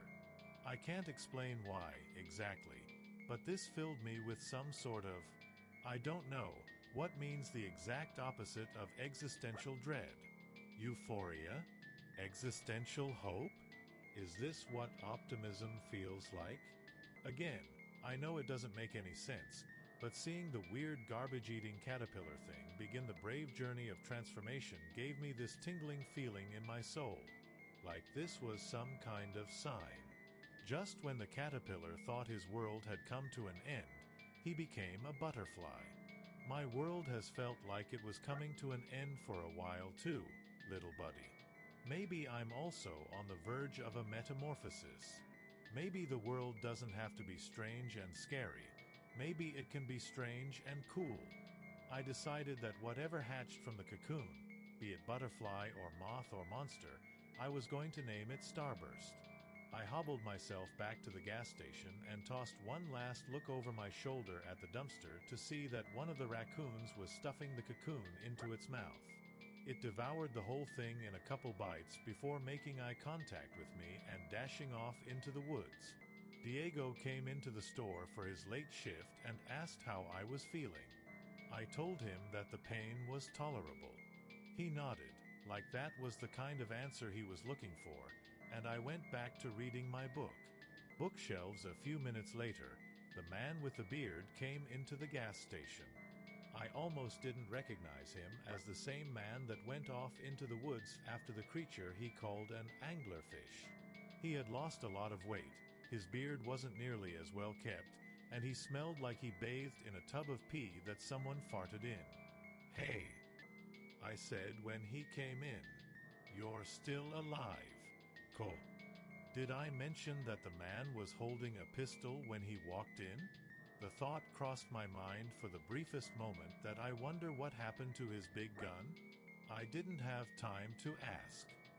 He quickly found the locks on the doors, used them, then covered the short distance to my register, gun extended and aimed at my face. "I told you not to go outside. You're lucky you're even alive," he screamed before grabbing the store phone and yanking it out of the wall. He threw it to the ground with a loud, satisfying smash and asked, "Who else is in this building?" "Well, let me see," I said, thinking. "There's you, me, and probably the other cashier unless he went into town again. I saw one other car out there. Toyota. That yours?" "No, that's got to be Diego." Right on cue, Diego walked out from the back and froze at the sight of the bearded man still pointing a gun at my face. Diego might have been tempted to take action if he hadn't been carrying a 50-pound bag of corn over his shoulder. Instead, he just raised his free hand and said softly, "Hey man, we don't want no trouble. If you're after the cash, go ahead and take it. Ain't no heroes here." The bearded man laughed in an obnoxious way and said, "Well, there's at least one. My name is Benjamin, and I'm here to save your sorry asses." Diego and I made eye contact. A lot can be conveyed in just an instant if you know the person you're looking at. He was trying to see what I wanted to do. I was trying to tell him to relax. This was neither the worst nor the weirdest thing to happen in that room. "Okay," I said. "What do you need us to do, Benjamin? There's something evil under this gas station, and nobody is leaving here until I understand what it is. Because I know that someone is working with that thing. I've seen it. In my dreams. I know you have too." Well, he was wrong about one thing. Right then, Marlborough walked out of the dry storage closet, stretching and yawning. Benjamin snapped him into a chokehold before he knew what was going on and jammed the gun against his head. "Are you listening to me?" Benjamin screamed. "I just told you that the world as you know it is just a facade. There's a devil here, and one of you is working for him." He looked at both of us for some kind of reaction, but I don't think he got the one he was looking for. I just shrugged and said, "Neat." Right then, Marlborough surprised the pants off of everybody by half yelling, half laughing, "Let's do this. I'm not afraid to die," before reaching up, grabbing the gun pressed against his head, and pulling the trigger. I've seen a lot of weird stuff working at that shitty gas station. I've been nearly killed once or twice. I've watched the same guy die over and over in front of me. I've seen things that may or may not be real, because I can't dream, and sometimes I wonder if my mind is making up for that in other ways. I've seen ball lightning, people with blue skin, a man with two heads, a talking dog, and an Elvis impersonator that may have been a little too convincing. I've seen so much weird stuff in that room. But this was the first time I ever saw a look of surprise like that on anybody's face.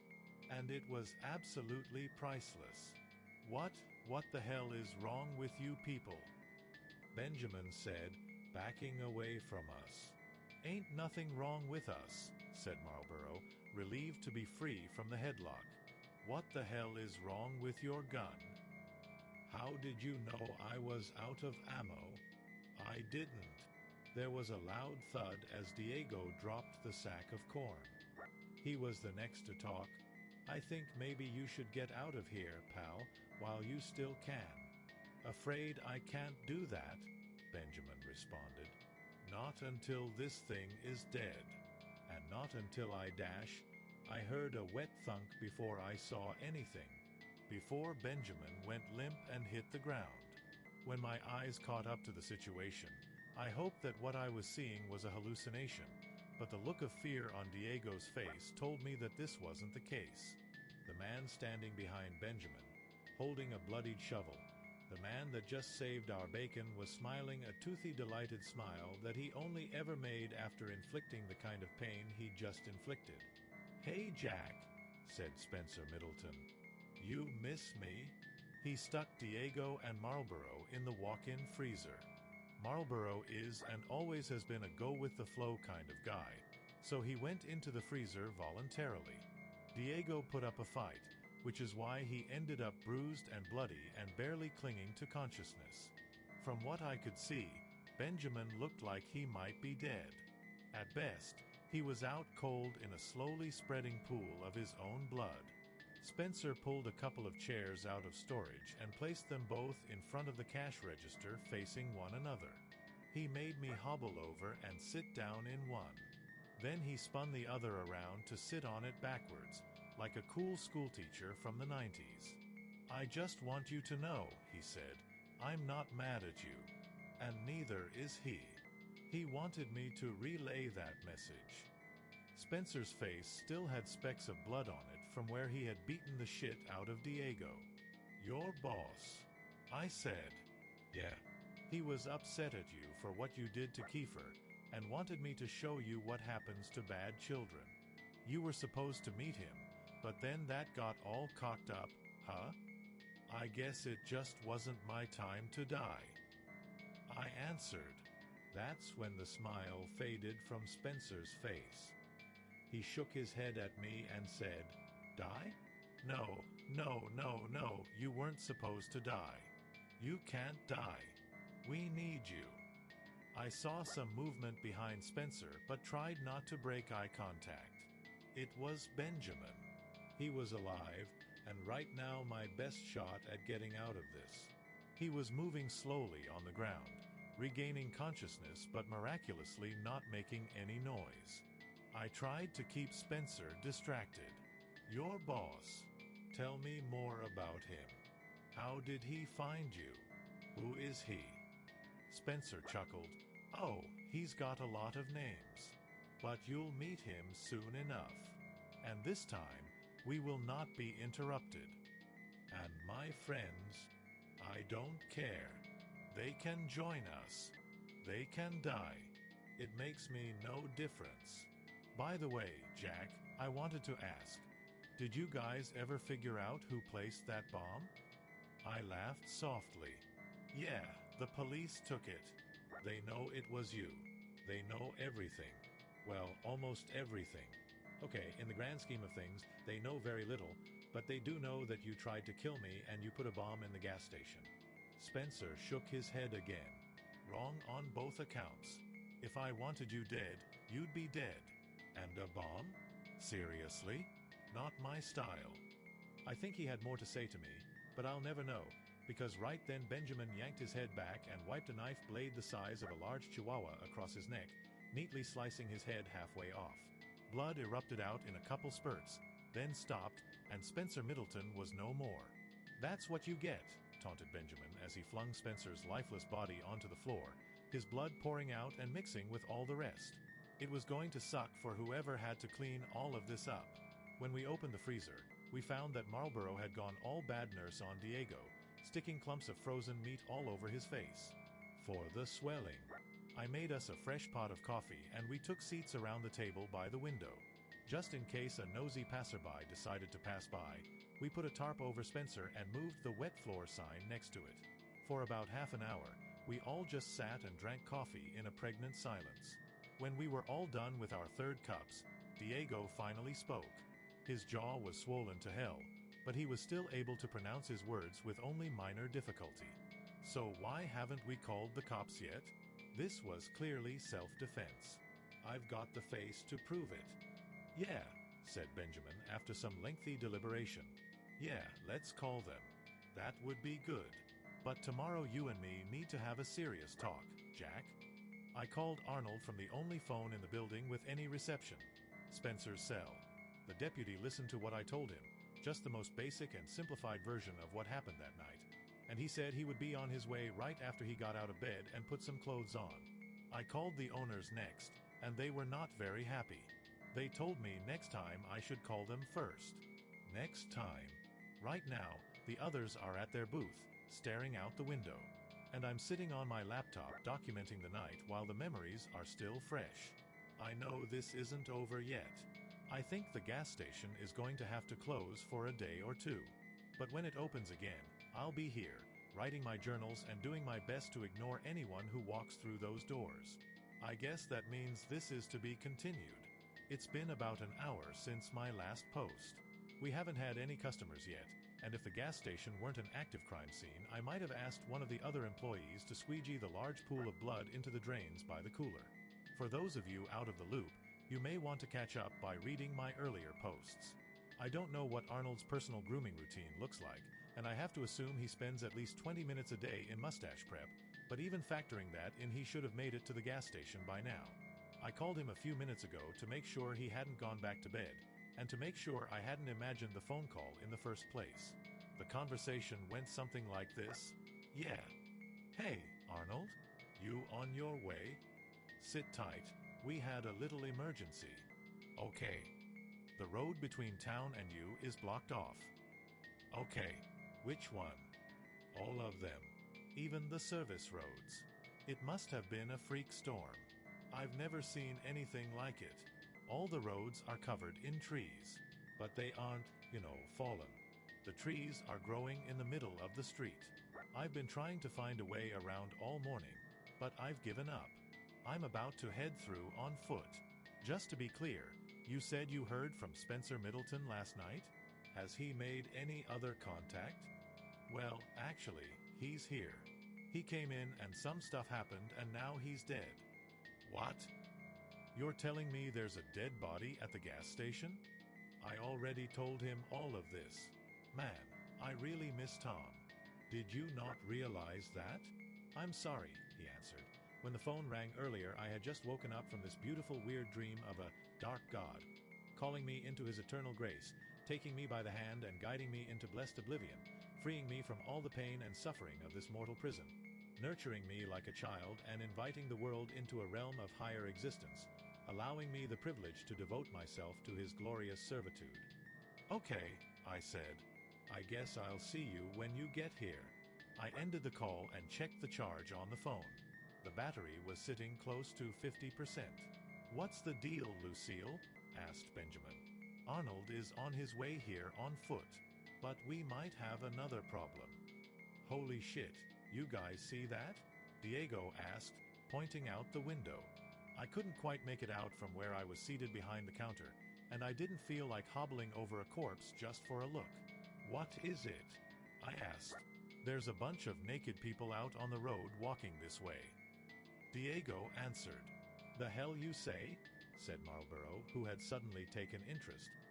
He pressed his face against the window for a better look.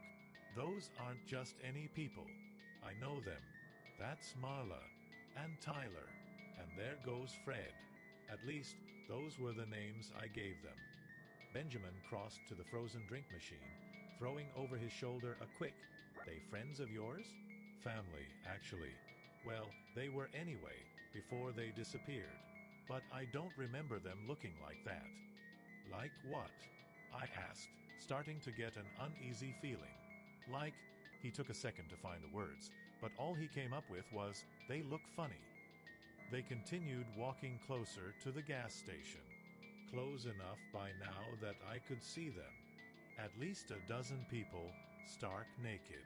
The closer they got, the more details I could make out, the more I wish I couldn't.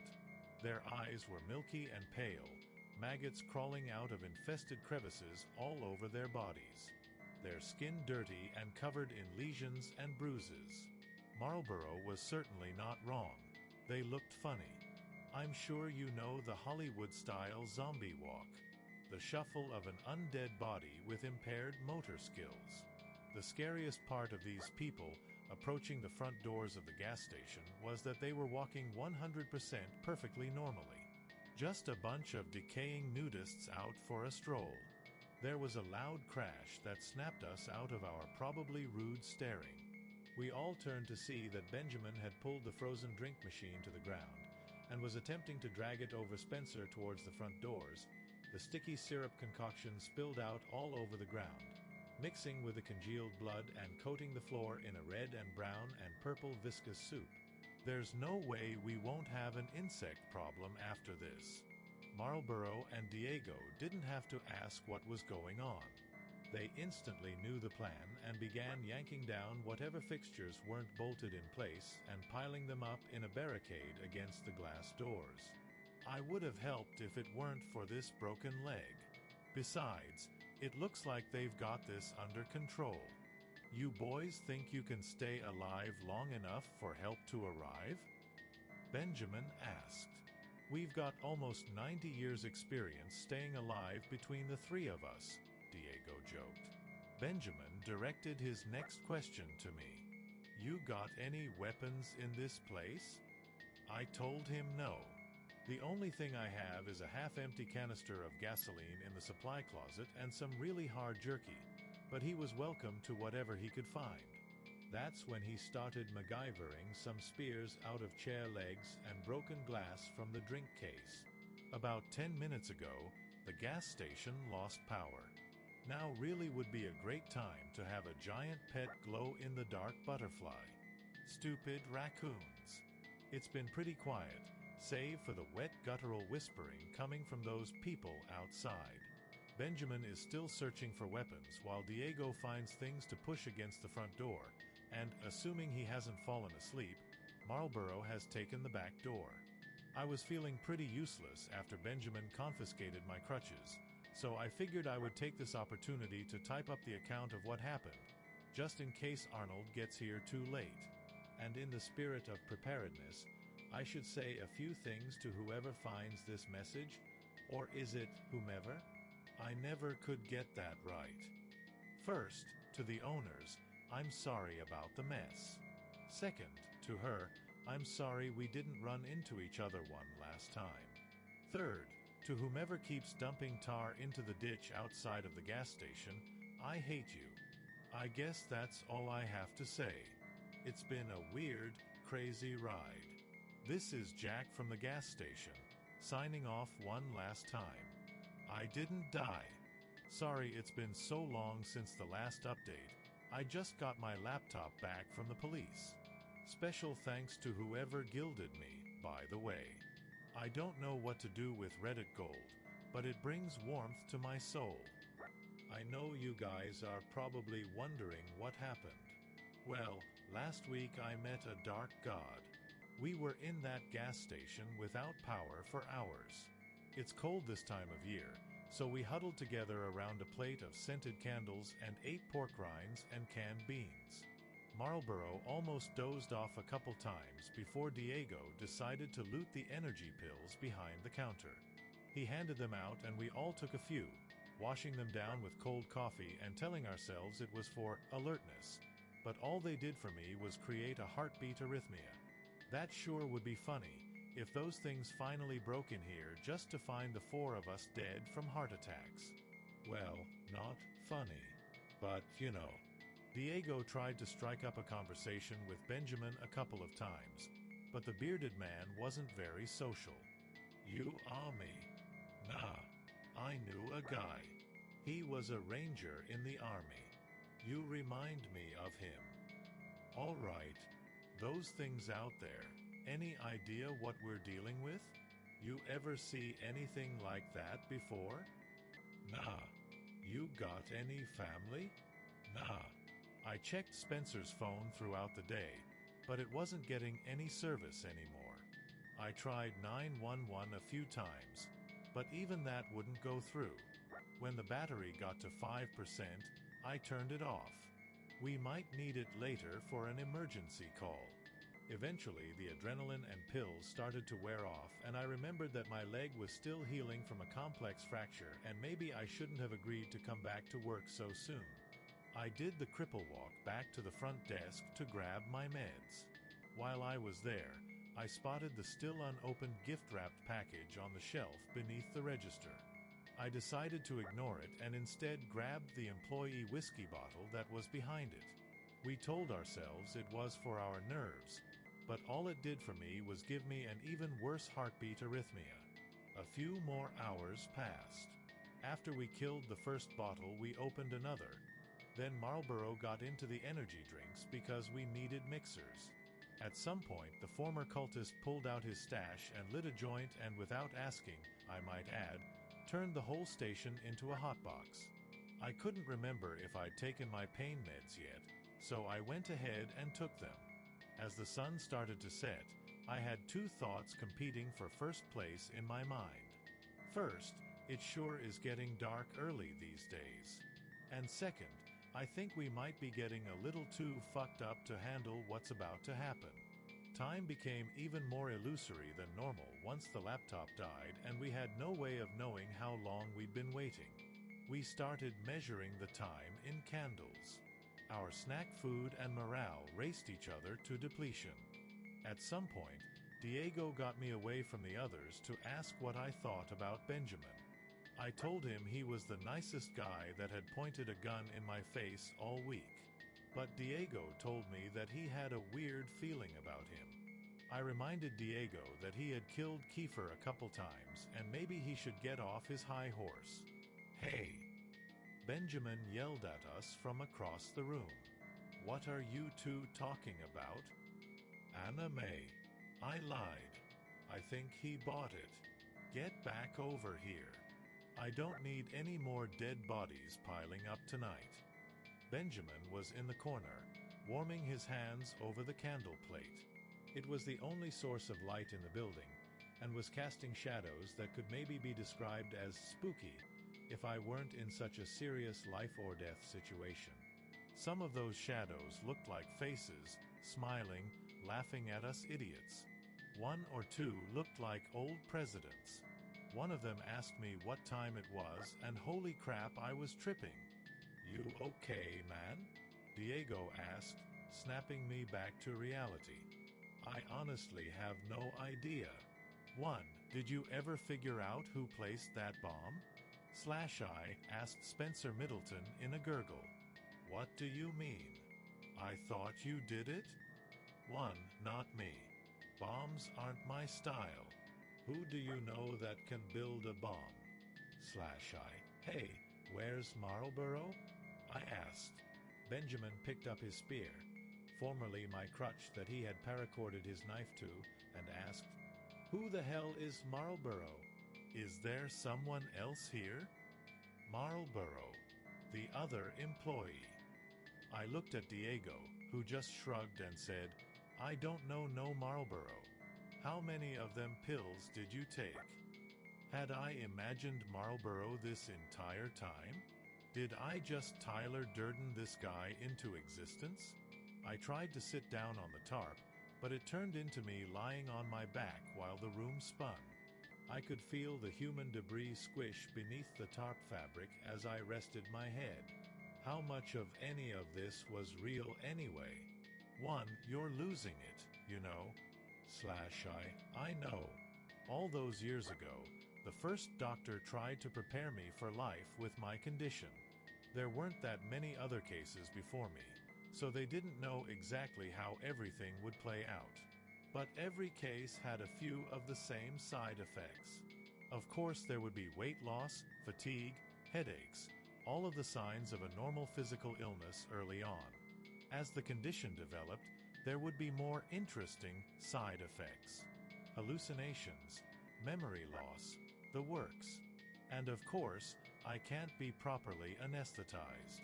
They tried in other cases to induce medical comas, but that just messed things up further. I'm always wide awake and halfway lucid during surgery. If you want to know what that's like, I'll tell you the truth. It's boring. 1. You know what? Usually when I hurt someone bad enough, they pass out from the pain. They gave me a couple years, tops. I haven't been keeping track of time.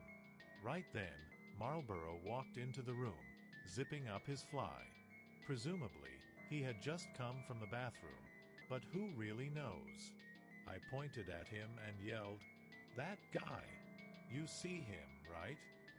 "It's Marlboro." Diego looked where I was pointing, then back at me. "What, you mean Jerry? Oh, that's right. He has a real name. I hate it when he calls me Marlboro." Benjamin set the improvised spear down and turned his attention back to the fire. "You better get him under control. 1. You should open your package." I, said Spencer. "Hey, wait a sec. Aren't you supposed to be dead?" 1. Well, aren't you supposed to be dead? He said back. "Touché, Spencer." "Who are you talking to?" asked Diego.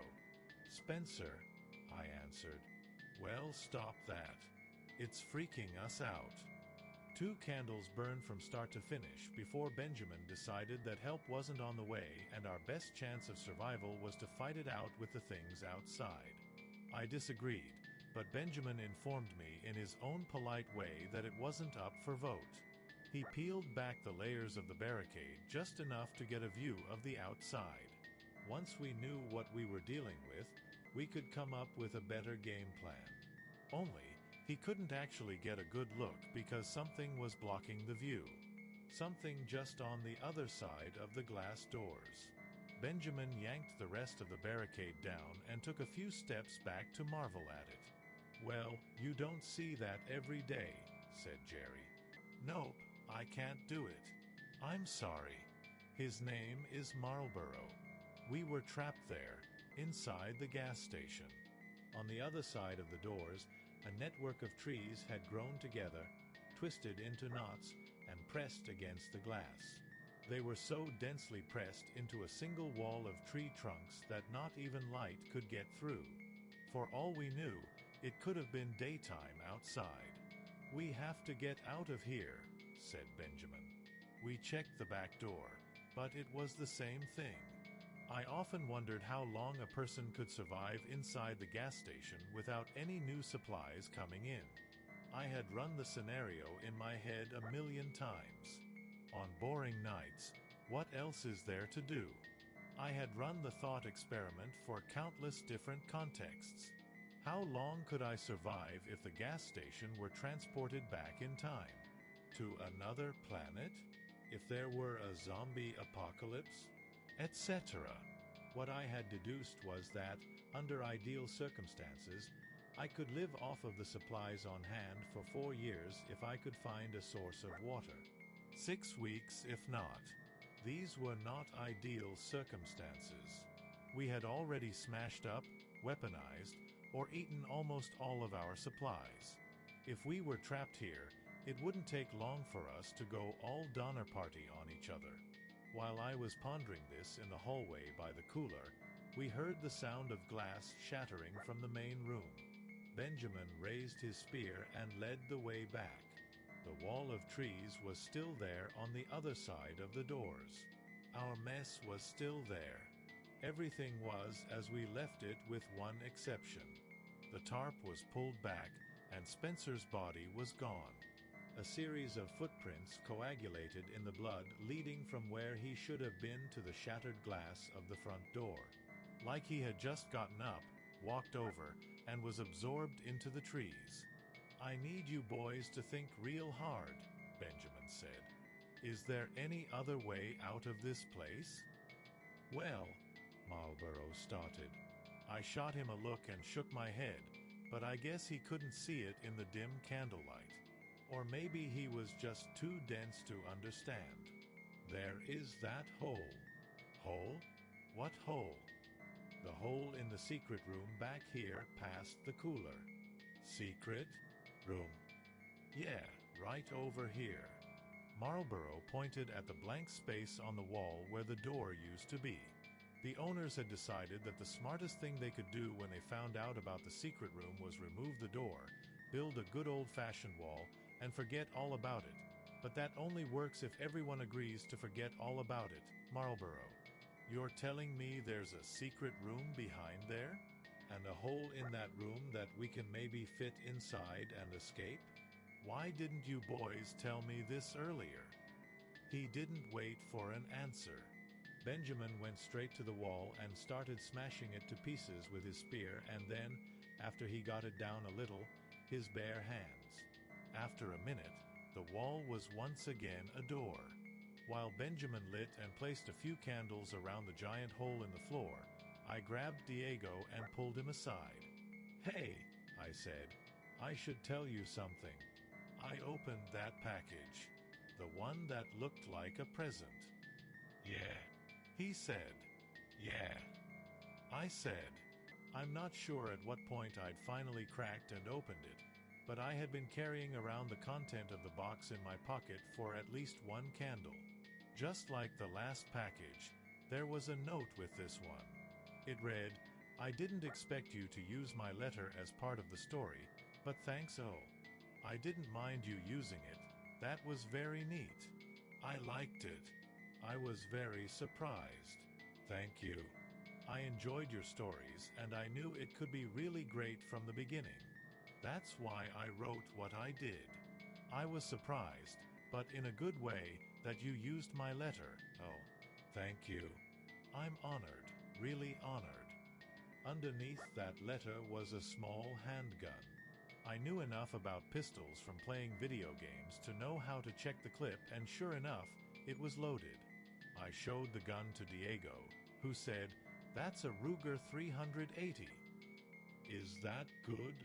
"Well, it's a gun, so it'll probably have more stopping power than a chair leg." "Why didn't you give it to him?" Diego gestured at our fearless leader. "I don't know or trust him." "Good point." "Here," I said, trying to hand it over. "I'm not a gun guy." "No way, man. You keep it. I got both legs. You need it more than me. Benjamin yelled to us from the secret room. Y'all ready or what? Time to see what's down here. Then he jumped in. I may have neglected to mention that it was a 10-foot drop to the cave floor below. I also may have taken a little pleasure in the sound of him crash landing and the pain moan that followed. For the rest of us, we rolled up a tarp and put some knots into it like a poorman's rope ladder, and I have to give credit to tarps. Those things are incredibly useful. We had spent hours above ground in a room with a dead body, unrefrigerated food, and Benjamin's body odor. We were all eating canned beans, and I think somebody probably threw up in the garbage can. My point is this: we were all smelling pretty bad, to the point where I was doubting that I still had a sense of smell. But once we went into that hole, I knew for a fact that we hadn't. The smell down there made our gas station funk seem like cologne. The very worst putrid odors from the storm drains around the station were nothing compared to this. Is it possible for a smell to be heavy? Because that's the best word I can think of for it. Not thick, just heavy. Diego and Marlborough took turns barfing. When they were done, Benjamin handed out the torches he had made from gasoline-soaked rags and chair legs. I don't know what that guy's deal is, but he sure is crafty.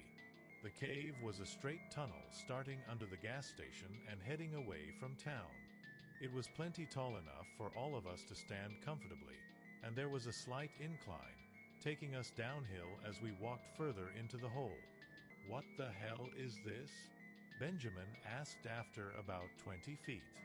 He waved his torch at the wall, and I saw that somebody had spray-painted a message on the cave wall in red. It said in shaky handwriting, "Rita the raccoon ate the cocoon."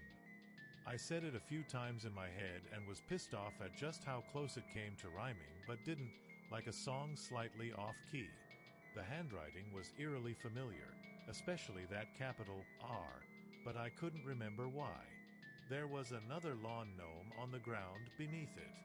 We continued further into the cave, Benjamin way ahead of us, me bringing up the tail, hobbling along the best I could with just a single crutch. The deeper we went, the narrower the cave, the stronger the smell. Nothing about being down here away from the gas station felt like an improvement from our previous situation. But it wasn't until we made it to the tree that I really decided that we had messed up. I don't know how long we had been walking down there. Maybe a half mile or so. Crutch miles feel a lot longer than normal miles. But we eventually came upon an enormous black tree taking up the width of the cave. It looked like one of those 1,000-year-old sequoias, big enough to put a 2-lane road through. Oh, Lee, enunciated Benjamin. I was the last to see what everyone else was wide-eyed and gawking at. The tree, in addition to being enormous, had some characteristics that you wouldn't expect a tree to have. Specifically, human body parts. A few arms and legs poking out at random spots. And right at eye level, a human face. "Hey," said Marlborough, "I know that guy. It's Patrick." He touched Patrick's face, and it peeled off and plopped to the ground like a wet Halloween mask. "I don't think he's going to make it," Benjamin said as he pulled something out of his jacket pocket and stuck it to the tree. "What is that?" I asked. Surprisingly, it was Marlborough who answered. "That looks like C4 plastic explosives to me." Benjamin chuckled. "Wow, you win the prize for that one, Rain Man." "Yeah, it's the last of my explosives. I've been trying to kill this thing piece at a time for the last week, but it just keeps growing back. I have to kill the root system, blow it up, and kill the brain so the rest of the network will die." "That was you that put that bomb in the gas station," I said. "Yeah, well, back then I thought the building was the epicenter of this whole thing." "Hey," interrupted Diego, "Jack was still in the building when you planted that." "I know. Guys." Marlborough tried to get their attention, but it wasn't working. You knew? He would have died if that thing went off. Guys, look, assholes, this is war. And in war, there are always casualties. You can't make peanut butter without smashing a few nuts. Hey, guys. What? Screamed Benjamin. I'm a little busy. Marlborough pointed back the way we came. We all turned to see Spencer standing in the middle of the path, a wicked smile on his face. Hi, miss me? Diego screamed at me. Jack, the gun. I pulled the weapon out of my pocket and chucked it as hard as I could. It smacked Spencer right in the face and he fell over.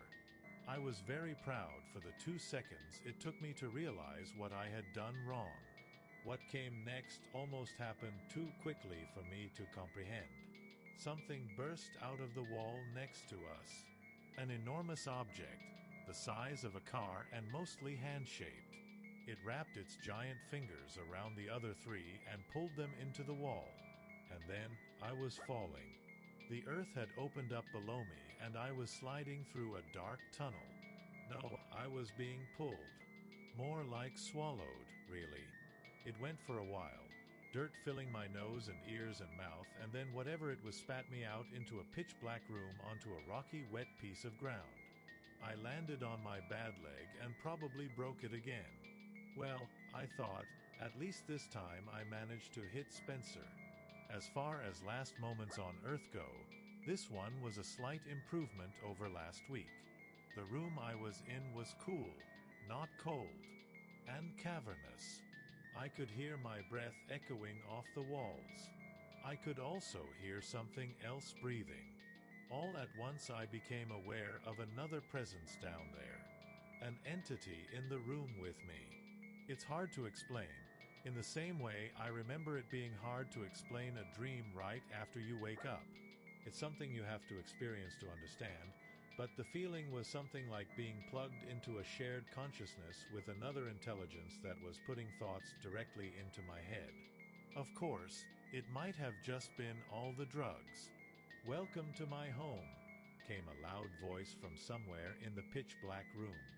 "I'm sorry it's taken this long for us to meet face to face.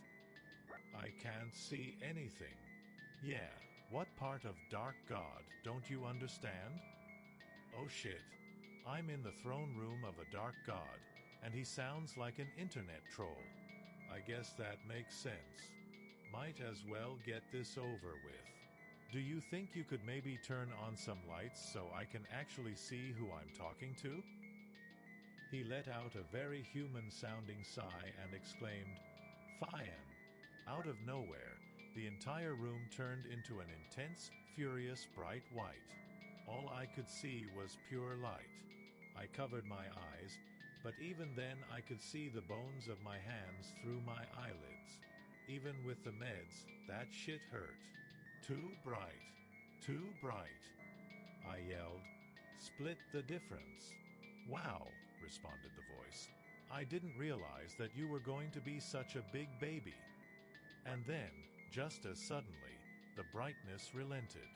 After a moment, my pupils adjusted and I could see what I had been talking to. "Behold," it exclaimed, "and tremble before the dark god." He, if it was a he, I'm just going off of the sound of his voice, was about the size of an elephant, swollen and round with a tanned yellow hide. The best animal I could think of to compare him to would be an enormous tick, with 6 rows of stubby arms on either side, 6 rows of sagging breasts, and a human-sized head on the top. The head contained a somewhat human face and no neck. The body connected to the earth at the widest point of its stomach, like it was half buried. And, to top the whole thing off, he had a red mohawk. He smiled at me. What do you think? About what? My hair. Isn't it amazing? He looked up at his mohawk. I guess. You guess? Do you have any idea how much effort I put into doing my hair like this? You know what? It's fine. I shouldn't have wasted my time trying to impress you. That's on me. Okay, I said, attempting to push myself to my feet only to remember that my leg was pretty broken. I was immobilized, underground, high, and without any weapons. There really was no chance of escape.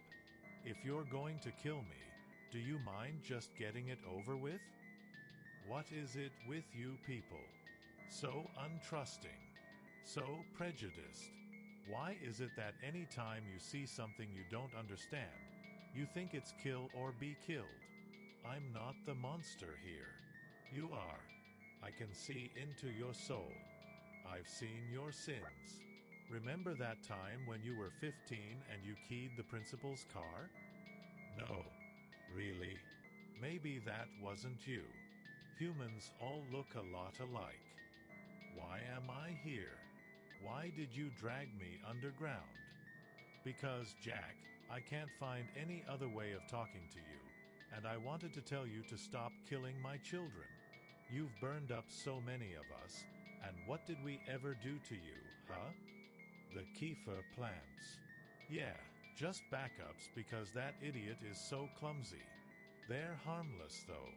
I've been trying to put some people in office so I can get a little political influence in this awful town.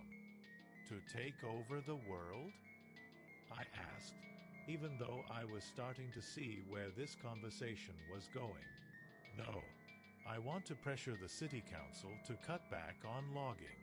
I'm trying to save the world. But you and your awful friends keep killing us and trying to blow me up. But Spencer, he beat the shit out of me. That guy is awful, and he's following your orders. Well, excuse me for thinking that people have the potential to be rehabilitated. I hired Spencer because I needed someone to protect Kiefer, and I gave him very specific orders not to kill anyone, which he agreed to. But you've killed tons of people. The cultists. Their entire compound. Yeah, actually no. I hate to be the one to say this, but those guys killed themselves. Yeah, it was a really sad mass suicide. But if you listen to them, I think it was pretty obvious. You guys should have seen it coming from a mile away. I mean, consequentialism mixed with a moral obligation to end suffering? He waved one of his 6 arms in a jerk-off motion before continuing. I didn't want to let all those perfectly good fully formed adult bodies go to waste.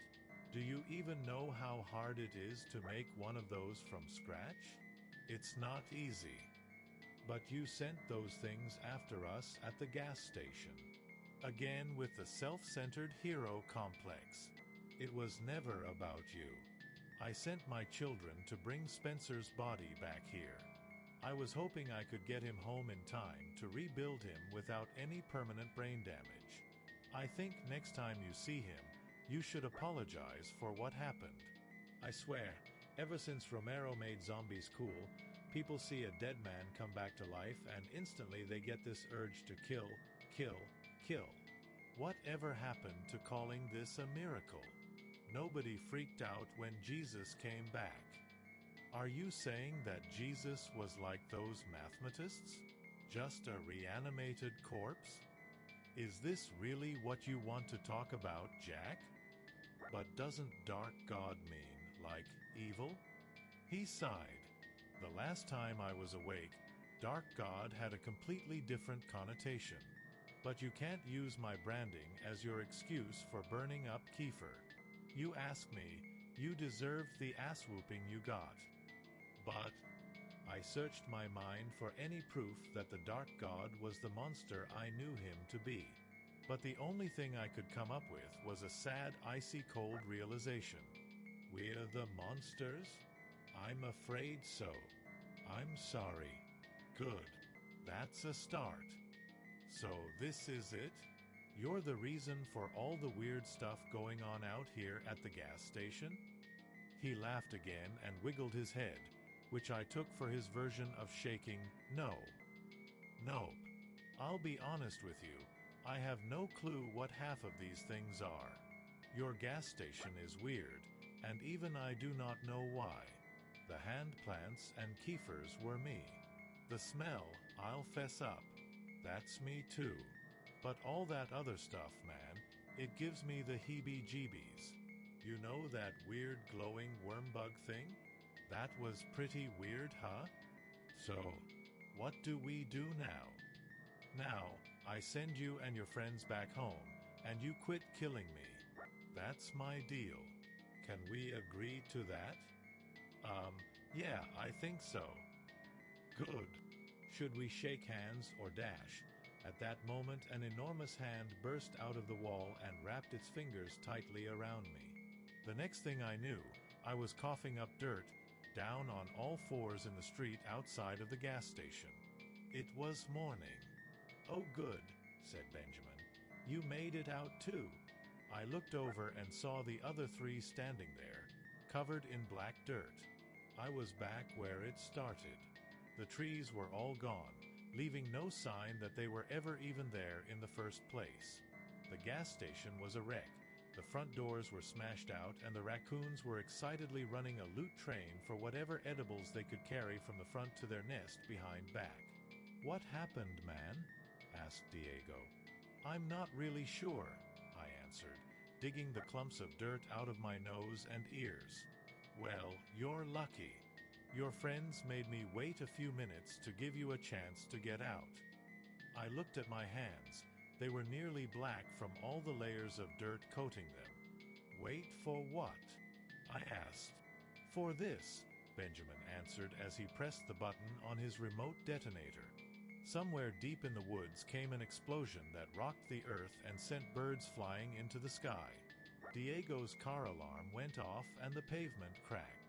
A black cloud slowly started to fill the sky, and I felt something inside my mind scream and die. Welp, said Benjamin, my work here is done. If you don't mind, I'm going to get lost before 5-0 shows up.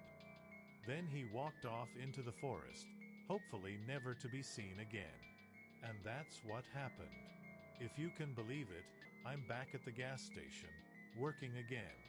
Arnold is on personal leave from the police force, and I didn't care to ask for details, so we have a new deputy babysitting us. I'll tell you all about her another time, maybe. The police investigated the incident and ultimately concluded that we were victims of hysteria brought on by a gas leak, and once again, there was nothing supernatural to be reported. I don't know if this is the end for the Dark God, but I do know that I haven't felt any compulsions to continue digging ever since Benjamin blew up that underground tree. Things are settling back into our brand of normal.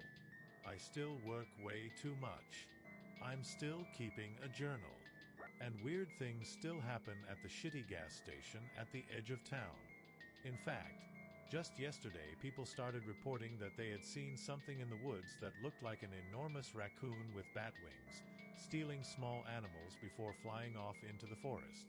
They even said this winged raccoon monster glows in the dark. Marlborough just came up to me and asked, "You know there's a guy in the bathroom dressed like a cowboy?" I assured him that I did not know that. This may be the last update for a while. It's going to be a lot of work putting this place back together, and I've got a whole new crew of part-timers to train. So until next time, Jack from the gas station.